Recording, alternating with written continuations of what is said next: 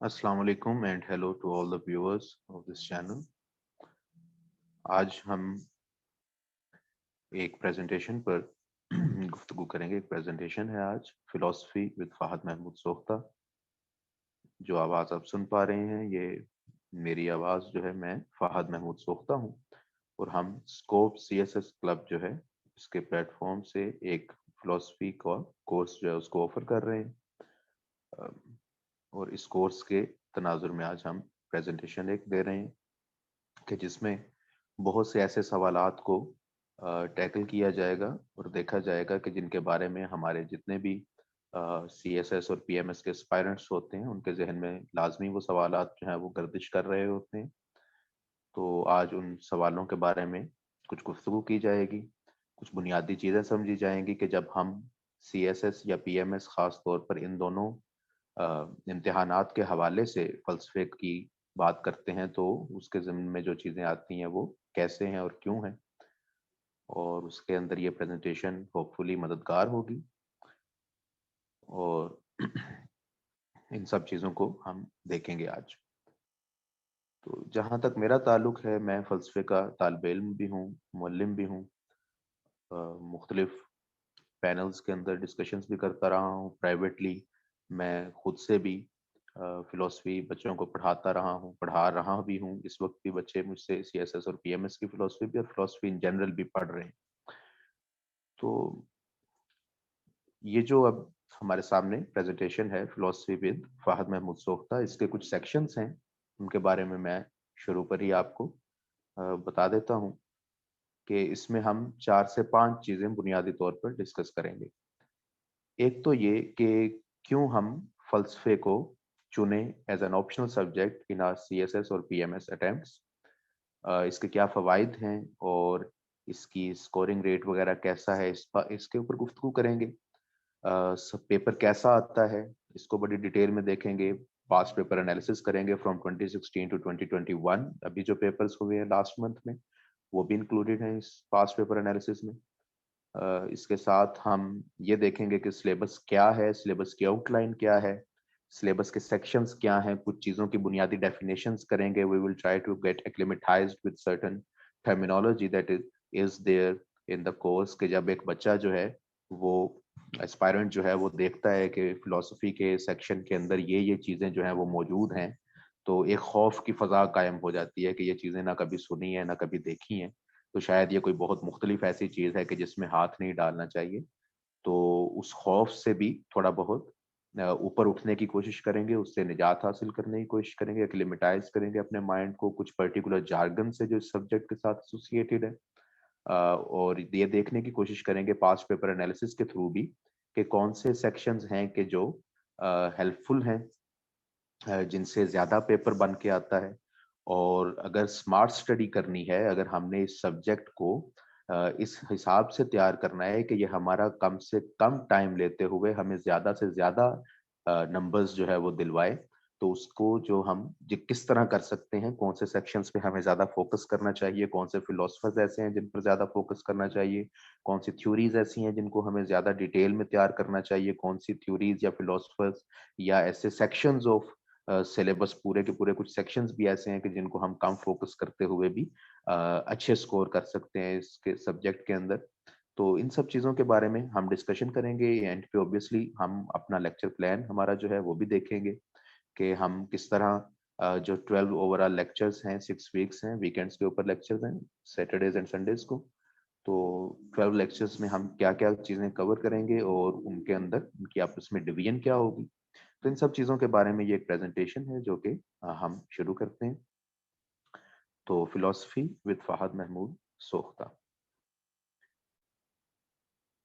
सबसे पहला क्वेश्चन तो ऑब्वियसली यही है कि स्टूडेंट्स आते हैं और पूछते हैं कि जी कौन सा सब्जेक्ट जो है वो ऑप्शनल्स में बेहतर है। अब ऐसा नहीं है कि आपने कोई एक ऑप्शनल सब्जेक्ट रखना है, that would make it very difficult, but the point is that you at least go for 5 subjects. अगर आप एक 200 नंबर का सब्जेक्ट रखते हैं ऑप्शनल, तो फिर भी आपको 4 मजीद रखने होते हैं। अब गेटिंग द राइट बैलेंस या सही तरह से तवाज़ुन बना पाना इन सब्जेक्ट्स के अंदर, अपने सब्जेक्ट सिलेक्शन के अंदर, ये बहुत ज़रूरी होता है। एक गलती जो है उसकी निशानदेही करना मैं यहाँ मुनासिब समझूंगा, जो बहुत से स्टूडेंट्स करते हैं, वो ये है कि वो महज ये देखते हैं कि मुझे वो 5 से 6 सब्जेक्ट्स जो जिनके बारे में मुझे कुछ बुनियादी इल्म हासिल है, मैं बस वो रख लेता हूँ। ठीक है? तो अब ऐसा होता है कि कई बार बच्चा जो है या एस्पायरेंट जो है वो बहुत सी चीज़ों के बारे में अपने अ, शौक से जो चीज़ जानता होता है वो अच्छी होती है, वो काफ़ी बेहतर भी होती है, लेकिन उसके थ्योरेटिकल फ्रेमवर्क्स जो हैं वो बहुत बार जो हैं वो मिसिंग होते हैं। या अगर थ्योरेटिकल फ्रेमवर्क अच्छा है तो उसका दूसरा सेक्शन जो है, यानी कि उसकी इम्प्लीमेंटेशन और physical manifestation in the ground realities of the world, वो जो है वो वीक होता है, उसके अंदर जरा कमी बेशी पाई जा रही होती है। तो इस सबको हमें ज़हन में रखना है। अगली स्लाइड देखते हैं, कुछ पॉइंट्स हैं कि हमें फिलॉसफी क्यों रखनी चाहिए। तो पहला पॉइंट जो है, और ये बहुत ही ज़्यादा इम्पोर्टेंट पॉइंट है, जिसको अगर समझ लिया जाए तो तकरीबन हर स्टूडेंट जो है वो एक सीरियस वे में कंसीडर ज़रूर करे कम अज़ कम कि फिलॉसफी रखी जा सकती है एज़ एन ऑप्शनल। तो वो ये है कि it is purely theoretical and conceptual. ठीक है? इससे हमारी मुराद क्या है? हम मुख्तलिफ जो ऑप्शनल सब्जेक्ट्स हैं, जब उनका एनालिसिस करते हैं, जो मुख्तलिफ ग्रुप्स में पाए जाते हैं, ऑब्वियसली फिलॉसफी जो है वो लॉज के सेक्शन में है, तो पहले तो इसका कंपैरिजन उनके साथ ही किया जाएगा कि डिफरेंट जो लॉ की फील्ड्स हैं, उनमें क्या ये मौजू है या नहीं, क्या ये अपने ग्रुप में से पिक होता है या नहीं, बाकी ग्रुप्स में से ऑब्वियसली फिर कंपैरिजन किया जा सकता है बाद में। तो ये है कि जितने भी लॉज हैं, चाहे वो मुस्लिम लॉ एंड जुरिस्प्रूडेंस है, चाहे वो इंटरनेशनल लॉ है, चाहे वो कॉन्स्टिट्यूशनल लॉ है, या दूसरे लॉ हैं, क्रिमिनोलॉजी की फील्ड है, या इस तरह के जितने भी सब्जेक्ट्स हैं, आप इनको देखेंगे कि इनके सिलेबस के अंदर थ्योरेटिकल फ्रेमवर्क तो है ही है। कोई भी सब्जेक्ट, कोई भी डिसिप्लिन ऐसा नहीं हो सकता कि उसके कॉन्सेप्ट्स और थ्योरीज और फिलोसफीज ना हो। यानी किसी भी सब्जेक्ट को आप देखेंगे तो आप एक जगह पर भी अगर गूगल पर या किसी भी अपने सर्च इंजन में सर्च करें कि philosophy of that particular subject, तो आपको बहुत सी थ्योरीज मिल जाएंगी। यानी फिलोसफी, फिलोसॉफिकल सेक्शन, थ्योरेटिकल और कंसेप्चुअल सेक्शन तमाम सब्जेक्ट्स का है। अगर आप कॉन्स्टिट्यूशनल लॉ की बात कर रहे हैं, तो तमाम ममालिक के अंदर किस तरह की मूवमेंट्स चलती रही हैं, पॉलिटिकल मूवमेंट्स, किस तरह वो लॉज जो हैं वो स्ट्रक्चर किए गए हैं, लॉ की अपनी मोरालिटी क्या होती है, लॉ की एथिकल सजेशंस क्या होती हैं, और ये तमाम इस किस्म की। और क्रिमिनोलॉजी को अगर आप देखेंगे तो क्रिमिनोलॉजी के अंदर जो थ्योरीज हैं और कंसेप्ट्स हैं, फ्रेमवर्क है, सबके अंदर एग्जिस्ट करता है। लेकिन उनमें एक और चीज एग्जिस्ट करती है, उन सब सब्जेक्ट्स के अंदर ये भी एग्जिस्ट करता है कि उसकी ग्राउंड रियलिटी के साथ अटैचमेंट, मैनिफेस्टेशन जो है वो भी वाज़ेह करनी पड़ती है, और बहुत ज्यादा रटे का सेक्शन भी शामिल हो जाता है, क्रैमिंग शामिल हो जाती है।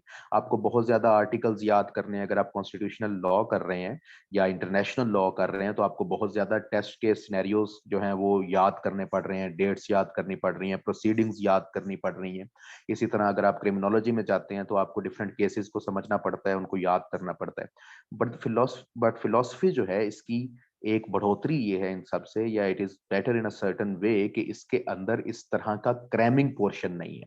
यानी थ्योरेटिकल फ्रेमवर्क और कंसेप्चुअल फ्रेमवर्क तो एग्जिस्ट करता है जैसे किसी भी सब्जेक्ट का करता है, लेकिन आफ्टर दैट इसकी ये सिनेरियो नहीं आता कि आपसे कोई ग्राउंड रियलिटी में पूछ लिया जाए कि मसलन आप किसी भी दूसरे लॉज के जब देखते हैं तो उससे आपको किसी केस के बारे में पूछा जा सकता है, या कोई ऐसा सवाल किया जा सकता है, और किया जाता है। आप अगर उनके पेपर्स देखें तो आपको क्रैमिंग वाला पोर्शन भी मलहूज़े खातिर रखना पड़ता है, लेकिन यहाँ पर किसी भी तरह का आपको रट्टा नहीं लगाना।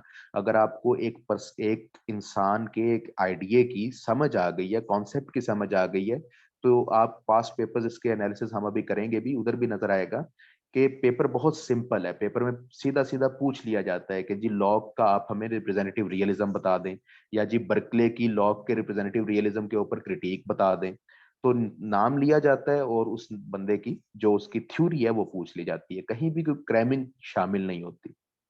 तो ये एक बहुत बड़ा एज है इस सब्जेक्ट को, फिलोसफी को, कि जब आप 600 नंबर अपने ऑप्शनल सिलेक्ट कर रहे होते हैं और आपने 200 नंबर का मिसाल के तौर पर इंटरनेशनल रिलेशन या पॉलिटिकल साइंस, दोनों में से जो भी आप रखें, तो वो काफी हद तक आपको थ्योरीज भी पढ़नी पड़ती हैं, और फिर उसके बाद आपको देखना पड़ता है कि आपने क्रैमिंग भी बहुत ज्यादा करनी है। अगर आपने इंटरनेशनल लॉ रखा है तो बहुत ज्यादा हिस्ट्री आपको करनी पड़ेगी, इंटरनेशनल रिलेशंस अगर आपने रखा है तो आपको बहुत ज्यादा करंट अफेयर्स देखने पड़ेंगे, आपको बहुत ज्यादा हिस्टोरिकल बिल्डिंग्स जो हिस्टोरिकल जो चीजें बिल्ड हुई हैं जिस तरह से, वो भी देखनी पड़ेंगी।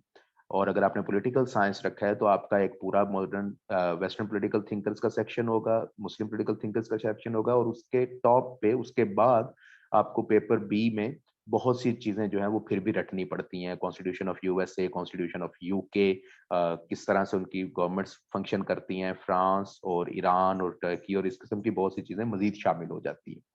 तो जब आप ये कर चुके, आपने इनमें से कोई एक रखना है, क्योंकि ये एक ट्रेंड है कि इनमें से कम से कम एक रखा जाता है, अनलेस आप कोई साइंस पिक कर लेते हैं या वैसे कुछ।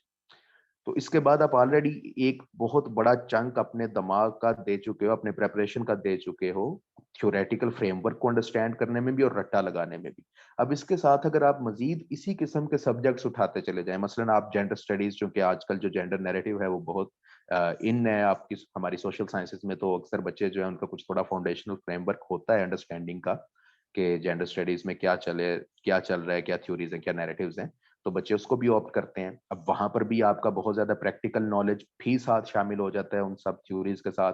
यूनाइटेड नेशंस के अंदर 1975 में जो कॉन्फ्रेंस हुई उसमें क्या क्या चीजें साइन हुई, फिर 85 में जब हुई, जब 10 ईयर प्लान रिवाइज किया गया तब क्या हुआ, 90 में क्या हुआ, 95 में क्या हुआ, चार बड़ी जो यूनाइटेड नेशंस के अंदर आपको वुमेन राइट्स पे मिलती हैं कमीशन और कॉन्फ्रेंसेस वगैरह, फिर पूरे पाकिस्तान के सिनेरियो में हमने कब कब क्या क्या रिफॉर्म्स की हैं वुमेन राइट्स को इंश्योर करने के लिए, जेंडर स्टडीज के सेक्शंस कहाँ पर एस्टेब्लिश एज अ सब्जेक्ट कहाँ कहाँ एस्टेब्लिश किया गया है। यानी बहुत ज्यादा ग्राउंड रियलिटीज के साथ अटैच्ड क्रैम किए जाने वाला डाटा भी आपको उधर भी मिल जाएगा। और ऑब्वियसली थ्योरेटिकल फ्रेमवर्क तो सारा है ही है, ऑटोनॉमी वर्सेस लिबर्टी, ऑटोनॉमी वाली जो डिबेट है उसके अंदर, और दूसरी जो डिबेट्स हैं, तो वो भी आपने एक ऐसा सब्जेक्ट चुन लिया जिसमें आपके पास कंटेंट समझने को भी बहुत ज्यादा है, यानी आपने कंसेप्चुअल और थ्योरेटिकल फ्रेमवर्क अंडरस्टैंड भी करना है, और फिर आपने मजीद रट्टा भी लगाना है, क्रैम भी करना है चीजों को, स्टेटिस्टिक्स को, फिगर्स को, उसकी और डिफरेंट हैपनिंग्स को जो होती रही हैं। Then if you go with something like क्या इसको कहते हैं, इंटरनेशनल लॉ या कॉन्स्टिट्यूशनल लॉ, तो आप फिर एक और ऐसा सब्जेक्ट उठा रहे हो। And if you go with sociology too, क्योंकि वो भी बच्चे पिक कर रहे हैं, उसमें भी सूरत हाल जो है वो वही है कि आपको क्रैम भी करना पड़ेगा। तो ये एक पर्टिकुलर फर्स्ट जो पॉइंट है, इसको इसीलिए मैंने टॉप प्रायोरिटी पर रखा अपने इन पॉइंट्स के अंदर अपने प्रेजेंटेशन में, कि ये एक ऐसा पॉइंट है कि ये आपको और कहीं नहीं मिलेगा। शायद इसके कंपैरिजन में आने वाला जो एक सब्जेक्ट है वो पंजाबी है, कि पंजाबी आपको ऐसी मिलेगी कि उसके अंदर आपको मौजूदा दुनिया के अंदर होने वाले सोशियो पॉलिटिकल हालातों वाकयात के को रटना नहीं पड़ेगा पंजाबी के पेपर को अटेम्प्ट करने के लिए। वो पोइट्स हैं या नसर लिखने वाले हैं, आपने उनकी हालात जिंदगी देखनी है, उनकी जो किताबें रिकमेंडेड हैं वो देखनी है, और आपकी तैयारी जो है वो हो जाएगी, उनका क्रिटिकल एनालिसिस है, एंड दैट्स इट। ठीक है, तो जिस तरह पंजाबी एक प्योरली थ्योरेटिकल चीज है, उसी तरह से आपकी जो फिलोसफी है वो भी प्योरली थियोरेटिकल है। एंड इवन देन पंजाबी जो है उसमें कुछ ज्यादा रट्टा लगाना पड़ता है फलसफे से भी, क्योंकि उसके अंदर आपको राइटर्स की किताबों के नाम और उन किताबों के अंदर उन्होंने क्या लिखा है, कितनी तरह की असनाफ पर काम किया है, किस जमाने में वो काम करते रहे हैं, वो हयातियां वगैरह और इस किस्म की चीजें फिर भी उधर कुछ याद करनी पड़ जाती हैं। There is no such thing in philosophy. हम अभी पूरा फिलोसफी के पेपर्स एनालाइज करेंगे फ्रॉम 2016 टू 2021, एंड उससे ये वाजे हो जाएगा कि never ever you have to go into the details of what that particular person was living through, और वो कब क्या कर रहा था, इस तरह का कोई आपको नहीं डालना पड़ता। आप डाल दें तो अच्छी बात है, लेकिन आपको जरूरत नहीं पड़ेगी। तो this is already one such point के जिसके बाद शायद बहस खत्म हो जानी चाहिए, हर किसी को इसको रख लेना चाहिए। लेकिन the second point that is there, the point B, it complements conceptual framework of all other subjects. यानी ये कि फिलॉसफी ही है, आप अगर पॉलिटिकल साइंस पढ़ रहे हैं और उसके अंदर थ्योरीज और कॉन्सेप्ट्स को समझने की कोशिश कर रहे हैं, तो वो बेसिकली आप फिलॉसफी ऑफ पॉलिटिकल साइंस पढ़ रहे हैं। अगर आप इंटरनेशनल लॉ पढ़ रहे हैं तो उसके अंदर जो थ्योरीज और वो थ्योरीज और कॉन्सेप्चुअल फ्रेमवर्क्स आ रहे हैं, आप basically philosophy of international law पढ़ रहे हैं। तो कॉन्सेप्चुअल फ्रेमवर्क जितना भी है तमाम सब्जेक्ट्स का, वो सब का सब अपनी नोयत में, अपनी डेफिनेशंस में फिलोसॉफिकल वर्क है in that particular subject, in that particular field of study. तो अगर आप बजाते खुद फलसफे को समझते हैं और फलसफा पढ़ चुके हैं और फलसफे का बैकग्राउंड रखते हैं, तो अक्रॉस द बोर्ड आपने बाकी जितने भी ऑप्शनल सब्जेक्ट्स रखे हैं उन सब में आपको ये मदद करेगा, ठीक है। और अगर कोई समझने की कोशिश करे तो इंग्लिश ऐसे जो है आर्गुमेंटेशन पर बेस्ड जितने भी एसेज हैं, कुछ ऑब्वियसली आर्गुमेंटेटिव एसेज हैं, कुछ एनालिटिकल एसेज हैं, कुछ इमेजिनेटिव एसेज हैं, तो उनमें से कम आर्गुमेंटेटिव एसेज जो हैं और एनालिटिकल भी ऑब्वियसली, क्रिटिकल एनालिसिस जब आप कर रहे हैं तो उस आर्गुमेंटेशन के अंदर भी तमाम जो बुनियादी तौर पर आर्गुमेंटेशन का स्ट्रक्चर है वो फिलोसॉफिकल होता है।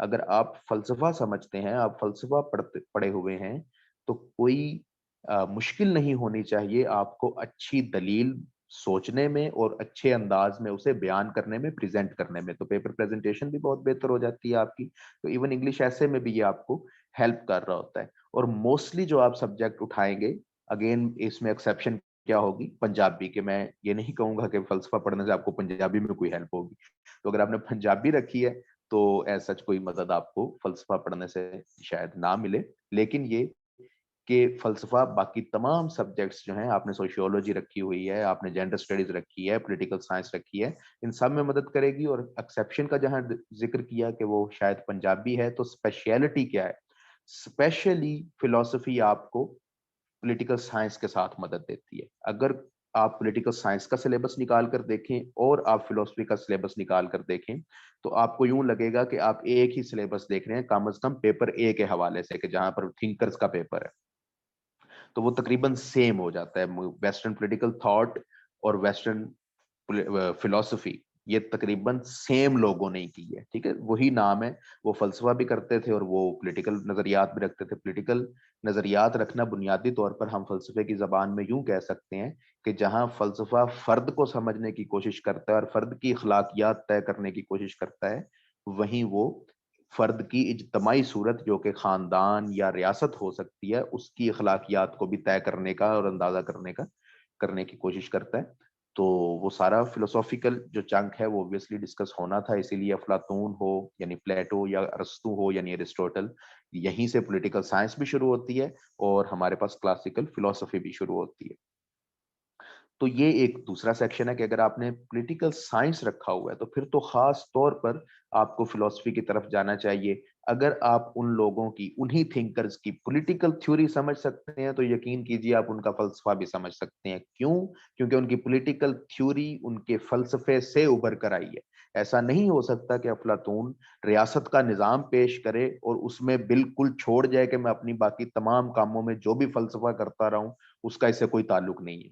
ऐसा नहीं होता। फलसफी उसे ही कहते हैं जो एक मुकम्मल नजरिया हयात पेश करता है, उसकी तमाम बातें एक दूसरे के साथ जुड़े होने का दावा जरूर करती हैं, चाहे उनमें कंट्राडिक्शंस निकल आए तो वो फिर हमें कमी वाजे करते हैं कि ये इस फिलोसफर के काम में कमी कोताही है। लेकिन दावा कम अज कम यही है कि तमाम दुनिया के अंदर जो होने वाले मुजाहिर हैं, जो हम हैपनिंग्स हैं, उन सब की अंडरस्टैंडिंग डेवलप करने की कोशिश की जा रही है through some fundamental concepts and principles by a philosopher. तो बहुत हद तक मदद कर देता है। अगर आपका फिलोसॉफिकल बैकग्राउंड भी है और पॉलिटिकल साइंस आपने रखा हुआ है, तो पॉलिटिकल साइंस के मार्क्स भी बूस्ट हो जाते हैं as far as the section of political thinkers is concerned, both Muslim and western. और ऑब्वियसली वो फिर दूसरी तरफ भी कम्प्लीमेंट होगा। अगर आपने पॉलिटिकल थ्योरी पढ़ी हुई है तो आपको फलसफा समझने में भी आसानी होगी, क्योंकि ऑब्वियसली हम एक ही होल के, एक ही बड़े चीज के दो मुख्तलिफ अज्जा को देख रहे हैं। तो अगर हम दोनों अज्जा को देख रहे होंगे तो ऑब्वियसली होल समझने में हमें आसानी हो जाएगी और हम दोनों में बेहतर मार्क्स ले सकते हैं। So that is the other point के जिसके बुनियाद पर हमें ये देखना चाहिए कि फलसफा जो है, it is a golden opportunity that students usually do not avail just because they are somewhat afraid of the word philosophy, ठीक है। तो वो हमारे एक मुस्लिम मुआशरे की वजह से भी ऐसा हो सकता है कि यहाँ पर फलसफे के साथ किसी न किसी तरह से गुमराही और इस किस्म के कॉन्सेप्ट्स अटैच कर दिए गए। वो भी एक हिस्टोरिकल नैरेटिव है जिस पर हमें गुफ्तगू करनी पड़ेगी, क्योंकि आप अगर 2017 का, if I am not wrong, paper उठाकर देखें तो वहां डायरेक्ट पूछा गया कि हाउ गजाली refuted the argument of eternity of nature और इटर्निटी ऑफ यूनिवर्स। तो ये इटर्निटी ऑफ यूनिवर्स का कॉन्सेप्ट जो था, ये मुस्लिम फिलोसफर्स का कॉन्सेप्ट था। और इमाम गजाली ने माजरत इमाम गजाली ने किताब लिखी, अल गजाली ने, तहाफतुल फिलासफा, और उसके अंदर उन्होंने इन सब चीजों को क्रिटिसाइज किया, और ये आर्गुमेंट्स ऑब्वियसली इब्न सीना और इब्न रुश्द वगैरह दिया करते थे। तो वो एक डाइकोटमी सी बन गई कि एक तरफ मुतकल्लिमीन आ गए और एक तरफ फलसफा आ गए, जिसकी वजह से हिस्टोरिकली मुस्लिम सोसाइटीज के अंदर फिलॉसफी को एक उस यूं कहना चाहिए कि इमाम गजाली के नुक्ता नजर से देखा जाना शुरू कर दिया गया। तो उसकी वजह से एक दूरी पैदा हो गई है, लेकिन ऐसा नहीं है कि हम उन चीजों को समझ नहीं सकते, या वो ऐसी बातें हैं कि जो हमें बिल्कुल समझ में आने के, हमारे सोसाइटल नॉर्म्स के अंदर वो समझ ही नहीं आ सकती। ऐसा नहीं है, इमाम गजाली खुद फलसफे को बहुत ज्यादा जानते थे और इब्न रुश्द भी इस बात का कायल था। तो ये भी एक पॉइंट है कि जो हमें जहन में रखना है कि एनी क्या इसको कहना चाहिए, हेजिटेंस जो हम होते हैं, हेजिटेंट होते हैं इस बारे में, वो तमाम किस्म की जो हमारे अंदर रुकावट हमारे जहन में आती है, हिंड्रेंस आती है, वो बेसिकली सिर्फ एक सोसाइटल यूं कह लीजिए कि स्टिग्मा सा है या स्टीरियोटाइप सा है, असल में कोई इतने घबराने वाली बात नहीं। अच्छा, तीसरा पॉइंट जो है वो ऑब्वियसली हम इसको जब सीएसएस के हिसाब से देख रहे हैं तो smart study is the best study, ये हमारे पास एक एक्सियम की तरह पर अब आ चुका है, इसमें कोई दो राय अब जो है वो रह नहीं गई। तो स्मार्ट स्टडी के हिसाब से अगर देखा जाए, अगर हम देखें तो इसका सिलेबस जो है वो थोड़ा है, क्योंकि आपने जो थ्योरी समझनी है वो भी इन्होंने इकट्ठी की हुई है। अभी हम जब आउटलाइन को डिस्कस करेंगे तो आपको जरूर नजर आएगा कि वो मैं क्या कह रहा हूँ। तो सिलेबस जो है वो ओवरऑल थोड़ा है, और आप अगर यानी हमारी अगर क्लासेस 12 लेक्चर्स हमारे हैं, तो इन 12 लेक्चर्स के ऊपर आप 18 दिन या 20 दिन और डालें तो एक माह बनता है। तो 12 लेक्चर्स एंड अबाउट 20 डेज अगर आप इसको टाइम दे देते हैं, तो 32 डेज में, इन एक मंथ के अंदर ये आपका बहुत अच्छे तरह तैयार हो जाता है। यूं तैयार हो जाता है कि ये आपको 80 प्लस मार्क्स दे सकता है। इसका ऑलरेडी पासिंग रेट बहुत अच्छा है। इसमें ऑब्वियसली ये फैक्टर इन्वॉल्व है कि अमूमन फिलोसफी सिर्फ वही बच्चे रखते हैं जिनकी ऑलरेडी अच्छी होती है, ठीक है। तो उसकी वजह से इसका पासिंग रेट ऑब्वियसली अच्छा है कि वो बच्चे जो आते हैं वो फिर उनको आती भी होती है, तो वो हाई पासिंग रेट तो इसका है ही। लेकिन ऐसा नहीं है कि सिर्फ वही बच्चे पास हो रहे हैं कि जिनको ऑलरेडी ये आती होती है, बच्चे सीख भी रहे हैं और आगे पास भी हो रहे हैं। इसी तरह ये हाई स्कोरिंग रेट भी है इसका, इसके मार्क्स भी ज्यादा आते हैं। If I give you a personal information about myself, I attempted CSS in 2020. The only subject that I could not clear was English essay, and I got 33 marks in it. Other than that, I cleared 11 subjects, and I had picked philosophy, and I got 76 marks in philosophy in 2020. तो 76 marks जो हैं किसी भी optional subject के अंदर बहुत ही अच्छे हैं। तो ये सब्जेक्ट जो है अगर आप इसको बिल्कुल अच्छे से तैयार करें तो ये 80 प्लस मार्क्स की तरफ भी आपको ले जा सकता है, और वो भी स्मार्ट स्टडी के साथ, नॉट विद एक्सटेंसिव स्टडी कि आप बहुत ज्यादा पढ़ रहे हैं और फिर आप 80 के राउंड अबाउट या 80 क्रॉस कर रहे हैं। You can go to 80 plus with very diligent and smart sort of study.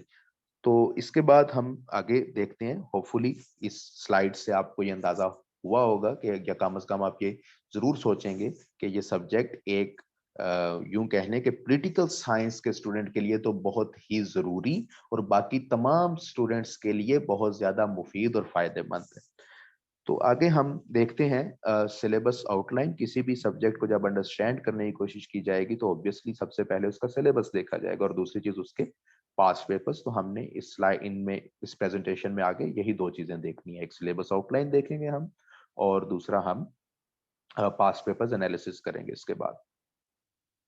तो सिलेबस आउटलाइन में हम जो अगर देखें माजरत, तो ये है कि तकरीबन 7 सेक्शंस हैं जो बनाए गए हैं इस सिलेबस के।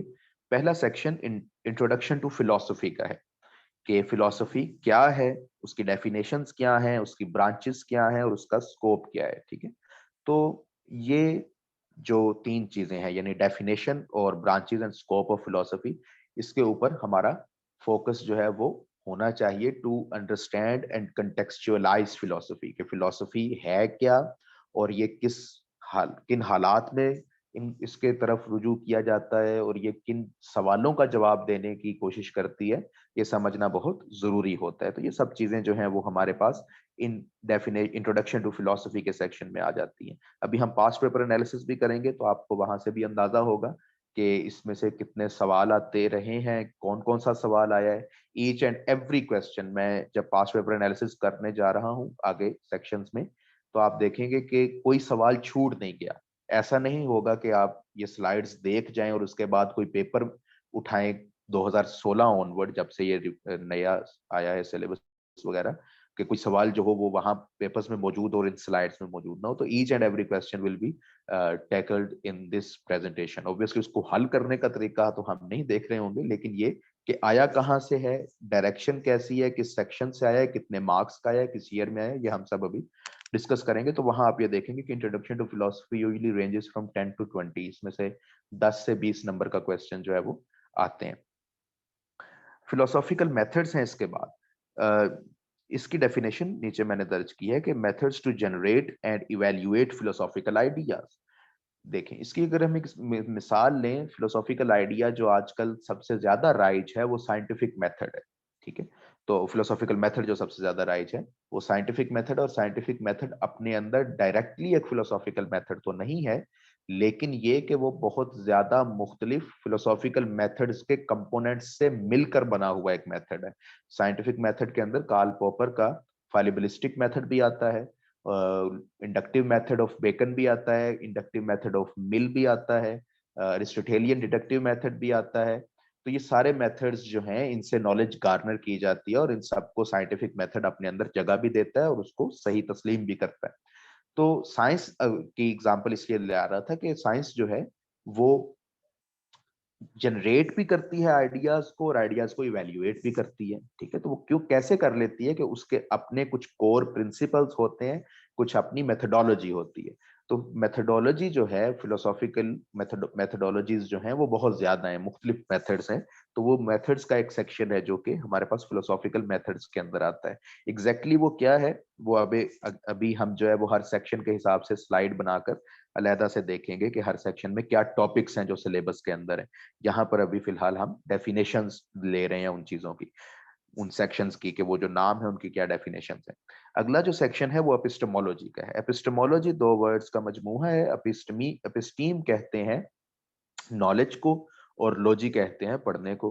तो एपिस्टेमोलॉजी है द स्टडी ऑफ नॉलेज, कि हम इल्म को पढ़ रहे हैं। यानी एपिस्टेमोलॉजी जब होती है तो हम ये कह सकते हैं कि एपिस्टेमोलॉजी को ट्रांसलेट अगर हम करें तो तसव्वुर इल्म, इल्म क्या है का जवाब जब भी तलाश किया जाता है तो उसके मुताबिक उसके जवाब में कही जाने वाली हर बात, हर गुफ्तगू इल्म क्या है के जवाब में, वो हम बेसिकली एपिस्टेमोलॉजिकल फिलोसफी कर रहे होते हैं। वो फिलोसफी होती है और हम वो एपिस्टेमोलॉजी में उसको सेक्शन में रखते हैं। इसी तरह जब हम वजूद क्या है का आंसर देते हैं, व्हाट इज एग्जिस्टेंस, या स्टडी ऑफ एग्जिस्टेंस करते हैं, तो उसको हम ओंटोलॉजी कहते हैं या मेटाफिजिक्स कहते हैं। इनमें एक बहुत बारीक फर्क जरूर है जो कि हम जब फिलोसफी पढ़ना शुरू करेंगे स्कोप सीएसएस क्लब की तरफ से इस सम कोर्स के अंदर, तो हम उसको जरूर डिटेल में देखेंगे कि ओंटोलॉजी और मेटाफिजिक्स में क्या वो बारीक फर्क है कि ये दो मुख्तलिफ नाम माने जाते हैं। फॉर ऑल प्रैक्टिकल पर्पसेस ये एक ही चीज है। ठीक है, तो वेरी फिलोसॉफिकल एक डिस्टिंक्शन जरूर मौजूद है। तो ओंटोलॉजी और मेटाफिजिक्स जो है वो एग्जिस्टेंस को स्टडी करने की कोशिश करती है। स्टडी ऑफ बीइंग जो है प्राइमरीली उसको हम ओंटोलॉजी कहते हैं। तो स्टडी ऑफ बीइंग यानी इंसान क्या है, कायनात क्या है, खुदा अगर है तो क्या है, अगर नहीं है तो क्यों नहीं है। ये तमाम बहसें जो हैं, ये तमाम की तमाम बहसें, शऊर किसे कहा जाता है, खुशी क्या चीज है, गम किसे कहा जाता है, जज्बात क्या होते हैं, रैशनैलिटी क्या होती है, तमाम चीजों को अपने वजूद के एतबार से पढ़ना, एग्जिस्टेंस के एतबार से पढ़ना, उसे हम ओंटोलॉजी कहते हैं, मेटाफिजिक्स कहते हैं। इसके बाद हमारे पास जो सेक्शन है, अगर हम सीएसएस का सिलेबस देखें फिलोसफी का, तो उसके अंदर जो सेक्शन है वो एथिक्स के नाम से उन्होंने लिखा हुआ है। मैंने साथ दो टर्मिनोलॉजीज और भी अटैच की हैं, एक वैल्यू थ्योरी और एक्सियोलॉजी। तो हम इसको क्या कहेंगे, by definition study of morality, ethics को। तो वैल्यू थ्योरी असल में बड़ा सेक्शन है जो कि उन्होंने ऑब्वियसली सिलेबस में नहीं लिखा हुआ, लेकिन एक्चुअली अगर हम फिलोसॉफिकल ब्रांचेस की गुफ्तगू करें तो उसमें वैल्यू थ्योरी आती है कि आप किस चीज को वैल्यू करते हैं। तो वैल्यू जिस चीज को किया जाता है उसके हिसाब से जजमेंट पास की जाती है। अगर आप ये देखना चाह रहे हैं कि किसी चीज की यूटिलिटी है या नहीं, तो आप फिर जो वैल्यू जजमेंट पास करेंगे उसके ऊपर, वो क्या होगी, वो यूटिलिटेरियन जजमेंट होगी या यूटिलिटी वैल्यू जजमेंट होगी। इसी तरह जब आप कहते हैं कि एक अमल अच्छा है या बुरा है, तो आप मोरल वैल्यू जजमेंट पास कर रहे होते हैं। तो वैल्यू थ्योरी बेसिकली बड़ी फील्ड है, लेकिन उसमें से जो इन्होंने सेक्शन उठाया है सीएसएस के हिसाब से, वो क्या है, एथिक्स। तो इखलाकियात को पढ़ने का जो अमल है उसको हम एथिक्स की स्टडी कहते हैं या मोरल फिलोसफी कहा जाता है। इसी के साथ हमारे पास फिर अगला जो सेक्शन है वो मुस्लिम थिंकर्स का है। तो फिलोसफी बाय मुस्लिम, जिसकी डेफिनेशन एज सच और क्या की जा सकती है, नाम ही जो है वो डायरेक्टली बता रहा है। तो फिलोसफी जो मुसलमानों ने की है, इसके अंदर हमारे पास जो फिलोसफर्स हैं वो आगे भी स्लाइड टू स्लाइड हम देखेंगे हर सेक्शन के अंदर के कौन कौन सा टॉपिक है जिसको हमने कवर करना है। और लास्ट पर हमारे पास कंटेम्प्रेरी फिलोसॉफिकल मूवमेंट है, मूवमेंट्स हैं जिसके अंदर हमारे पास एग्जिस्टेंशियलिज्म और प्रैग्मेटिज्म, नियो प्रैग्मेटिज्म वगैरह आते हैं।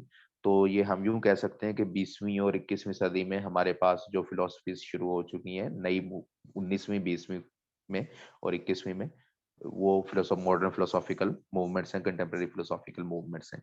तो आगे बढ़ते हैं और सिलेबस इन डिटेल डिस्कस करते हैं। इस सेक्शन में हम हर जो हमारे पास सेक्शन है उसके अंदर जो टॉपिक्स गिवन है उनको थोड़ा थोड़ा देख लेते हैं। इंट्रोडक्शन टू फिलोसफी जो सेक्शन है, सेक्शन ए, इसके अंदर 3 टॉपिक्स हैं। ये ऑब्वियसली वहां पर भी डिस्क्राइब किए गए थे, जो कि डेफिनेशन ऑफ फिलोसफी है, नेचर ऑफ फिलोसफी और स्कोप ऑफ फिलोसफी है। तो डेफिनेशन क्या है फिलोसफी की, और फिलोसफी के इसी सेक्शन के अंदर चंद चीजें जो हमें वैसे मजीद पढ़नी पड़ती हैं, जो इन टॉपिक्स में डायरेक्टली नहीं गिवन लेकिन वो जरूरी हैं, वो branches of philosophy, ईराज of philosophy, development of philosophy, इस किस्म की चीजें भी हमें देखनी पड़ती हैं, जो कि हम जब ये कोर्स कवर करेंगे तो हम उनको जरूर देखेंगे कि ब्रांचेस ऑफ फिलोसफी क्या है।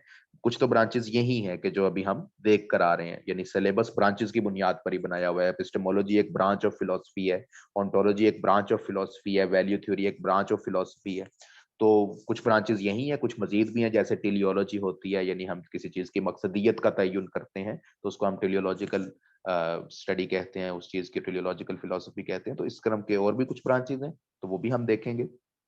वो भी इसी सेक्शन के जुमरे में आता है, इंट्रोडक्शन टू फिलोसफी के अंदर। उन्होंने जब स्कोप ऑफ फिलोसफी लिखा है तो इसमें वो ये मुराद लेते हैं कि फलसफा इंटरडिसिप्लिनरी कोर्स के तौर पर कैसा है, यानी इसका मजहब से क्या ताल्लुक है, इसका साइंस से क्या ताल्लुक है, इसका दीगर दुनियावी उलूम से क्या ताल्लुक है। तो वो जो है, आप देखेंगे कि 18, 19 और 20 से इस तरह का एक सवाल लगातार आ रहा है कि 2018 में सवाल आया कि साइंस का क्या ताल्लुक है, what is philosophy and what is it's relation with science. 2019 और 20, 19 में मेरा ख्याल आया, और 20 में आया कि साइंस और रिलीजन का क्या ताल्लुक है, और 2021 जो अभी पेपर हुआ है उसमें दोबारा आया है कि साइंस और रिलीजन का क्या ताल्लुक है।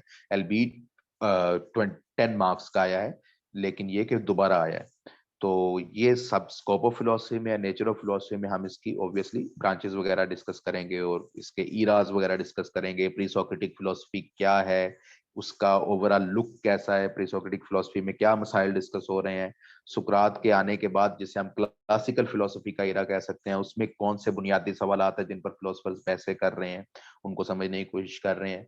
इसके अलावा मॉडर्न फिलोसफी जब शुरू होती है रेने डिकार्ट के बाद से, तो तब से क्या टॉपिक जो है वो हमारे पास जेर नजर है तब से, और किन किन चीजों पर बहस हो रही है। तो नेचर ऑफ फिलोसफी मुख्तलिफ ईराज के हिसाब से हम डिस्कस करेंगे जब हम ये कोर्स टेकअप कर रहे होंगे कि क्या नेचर रहा है। और पोस्ट मॉडर्निस्ट फिलोसफी जो चौथा बड़ा दौर इस टाइम चल चुका है after 1950s, after Foucault, Derrida and Lyotard वगैरह, तो वो पोस्ट मॉडर्निज्म जो आ गया है उसको भी हम देखेंगे।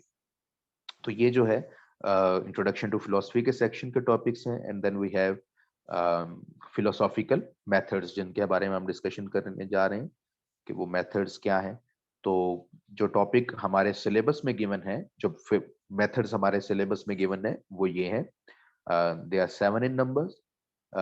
ए, सोक्रेटिस सोक्रेटिक मेथड, सुकरात का मेथड जो वो अप्लाई करता था डिस्कशन करने के लिए, चीजों की डेफिनेशन वगैरह अंडरस्टैंड करने के लिए, चीजों की ऑथेंटिसिटी अंडरस्टैंड करने के लिए, तो सोक्रेटिक मेथड है। बेकन का इंडक्टिव मेथड है, जिसकी बुनियाद पर बहुत ज्यादा साइंस का फ्रेमवर्क खड़ा है। यानी ये कि एक्सपेरिमेंट एक के बाद एक जो बार बार किया जाता है और बहुत ज्यादा मर्तबा किया जाता है, वो बेसिकली बेकन्स इंडक्टिव मेथड जो था उसकी ही एक यूं कह लें कि मैनिफेस्टेशन है साइंटिफिक मेथड के अंदर। तो इसको भी डिटेल में पढ़ा जाता है ऑब्वियसली जब हम टॉपिक कवर करते हैं। मिल्स इंडक्टिव मेथड है। मिल का इंडक्टिव मेथड बेसिकली कॉजेलिटी का मेथड है कि कोई चीज किसी दूसरे चीज को कॉज कर रही है। अगर इफ एक हैपनिंग ए है और एक हैपनिंग बी है, यानी दो चीजें रूपजीर हुई हैं, तो रूनुमा हुई है, तो एक दूसरे का इफेक्ट या कॉज है वो या नहीं है, इस चीज को जब डिस्कस किया जाता है तो हम मिलकर इंडक्टिव मेथड में उसको डिस्कस करते हैं। इसके बाद हमारे पास अरिस्टोटल का डिडक्टिव मेथड है। अरिस्टोटल का डिडक्टिव मेथड जो है वो हम जब समझने की कोशिश करते हैं तो हम ये देखते हैं कि किस तरह से चीजें डिड्यूस की जाती। तो डिडक्टिव मेथड जो है वो हम अरिस्टोटल का देखेंगे। इसी तरह डिडक्टिव मेथड दूसरा भी है जो कि रेने डिकार्ट का है। रेने डिकार्ट के डिडक्टिव मेथड को कार्टेशियन मेथड भी कहा जाता है, कार्टेशियन मेथड ऑफ डाउट भी कहा जाता है। तो ये मेथड भी फिलोसॉफिकल मेथड डिस्कस किया जाएगा जब हम ऑब्वियसली इस टॉपिक को कवर करेंगे। हेगल का डायलेक्टिकल मेथड है जो थीसिस, एंटीथीसिस और सिंथेसिस पर चलता है। तो ये डायलेक्टिक्स जिसे हम उर्दू में जदलियात कहते हैं, ये हेगल ने मेथड के तौर पर प्रेजेंट किया। यानी पहले से ये जदलियाती आर्ग्यूमेंट्स चल रहे थे लेकिन उसको एक मुकम्मल मेथड की शक्ल जो है वो हेगल ने दी, और उसके बाद इसको मार्क्स ने भी इस्तेमाल किया और उसने डायलेक्टिकल मटेरियलिज्म की बुनियाद रखी।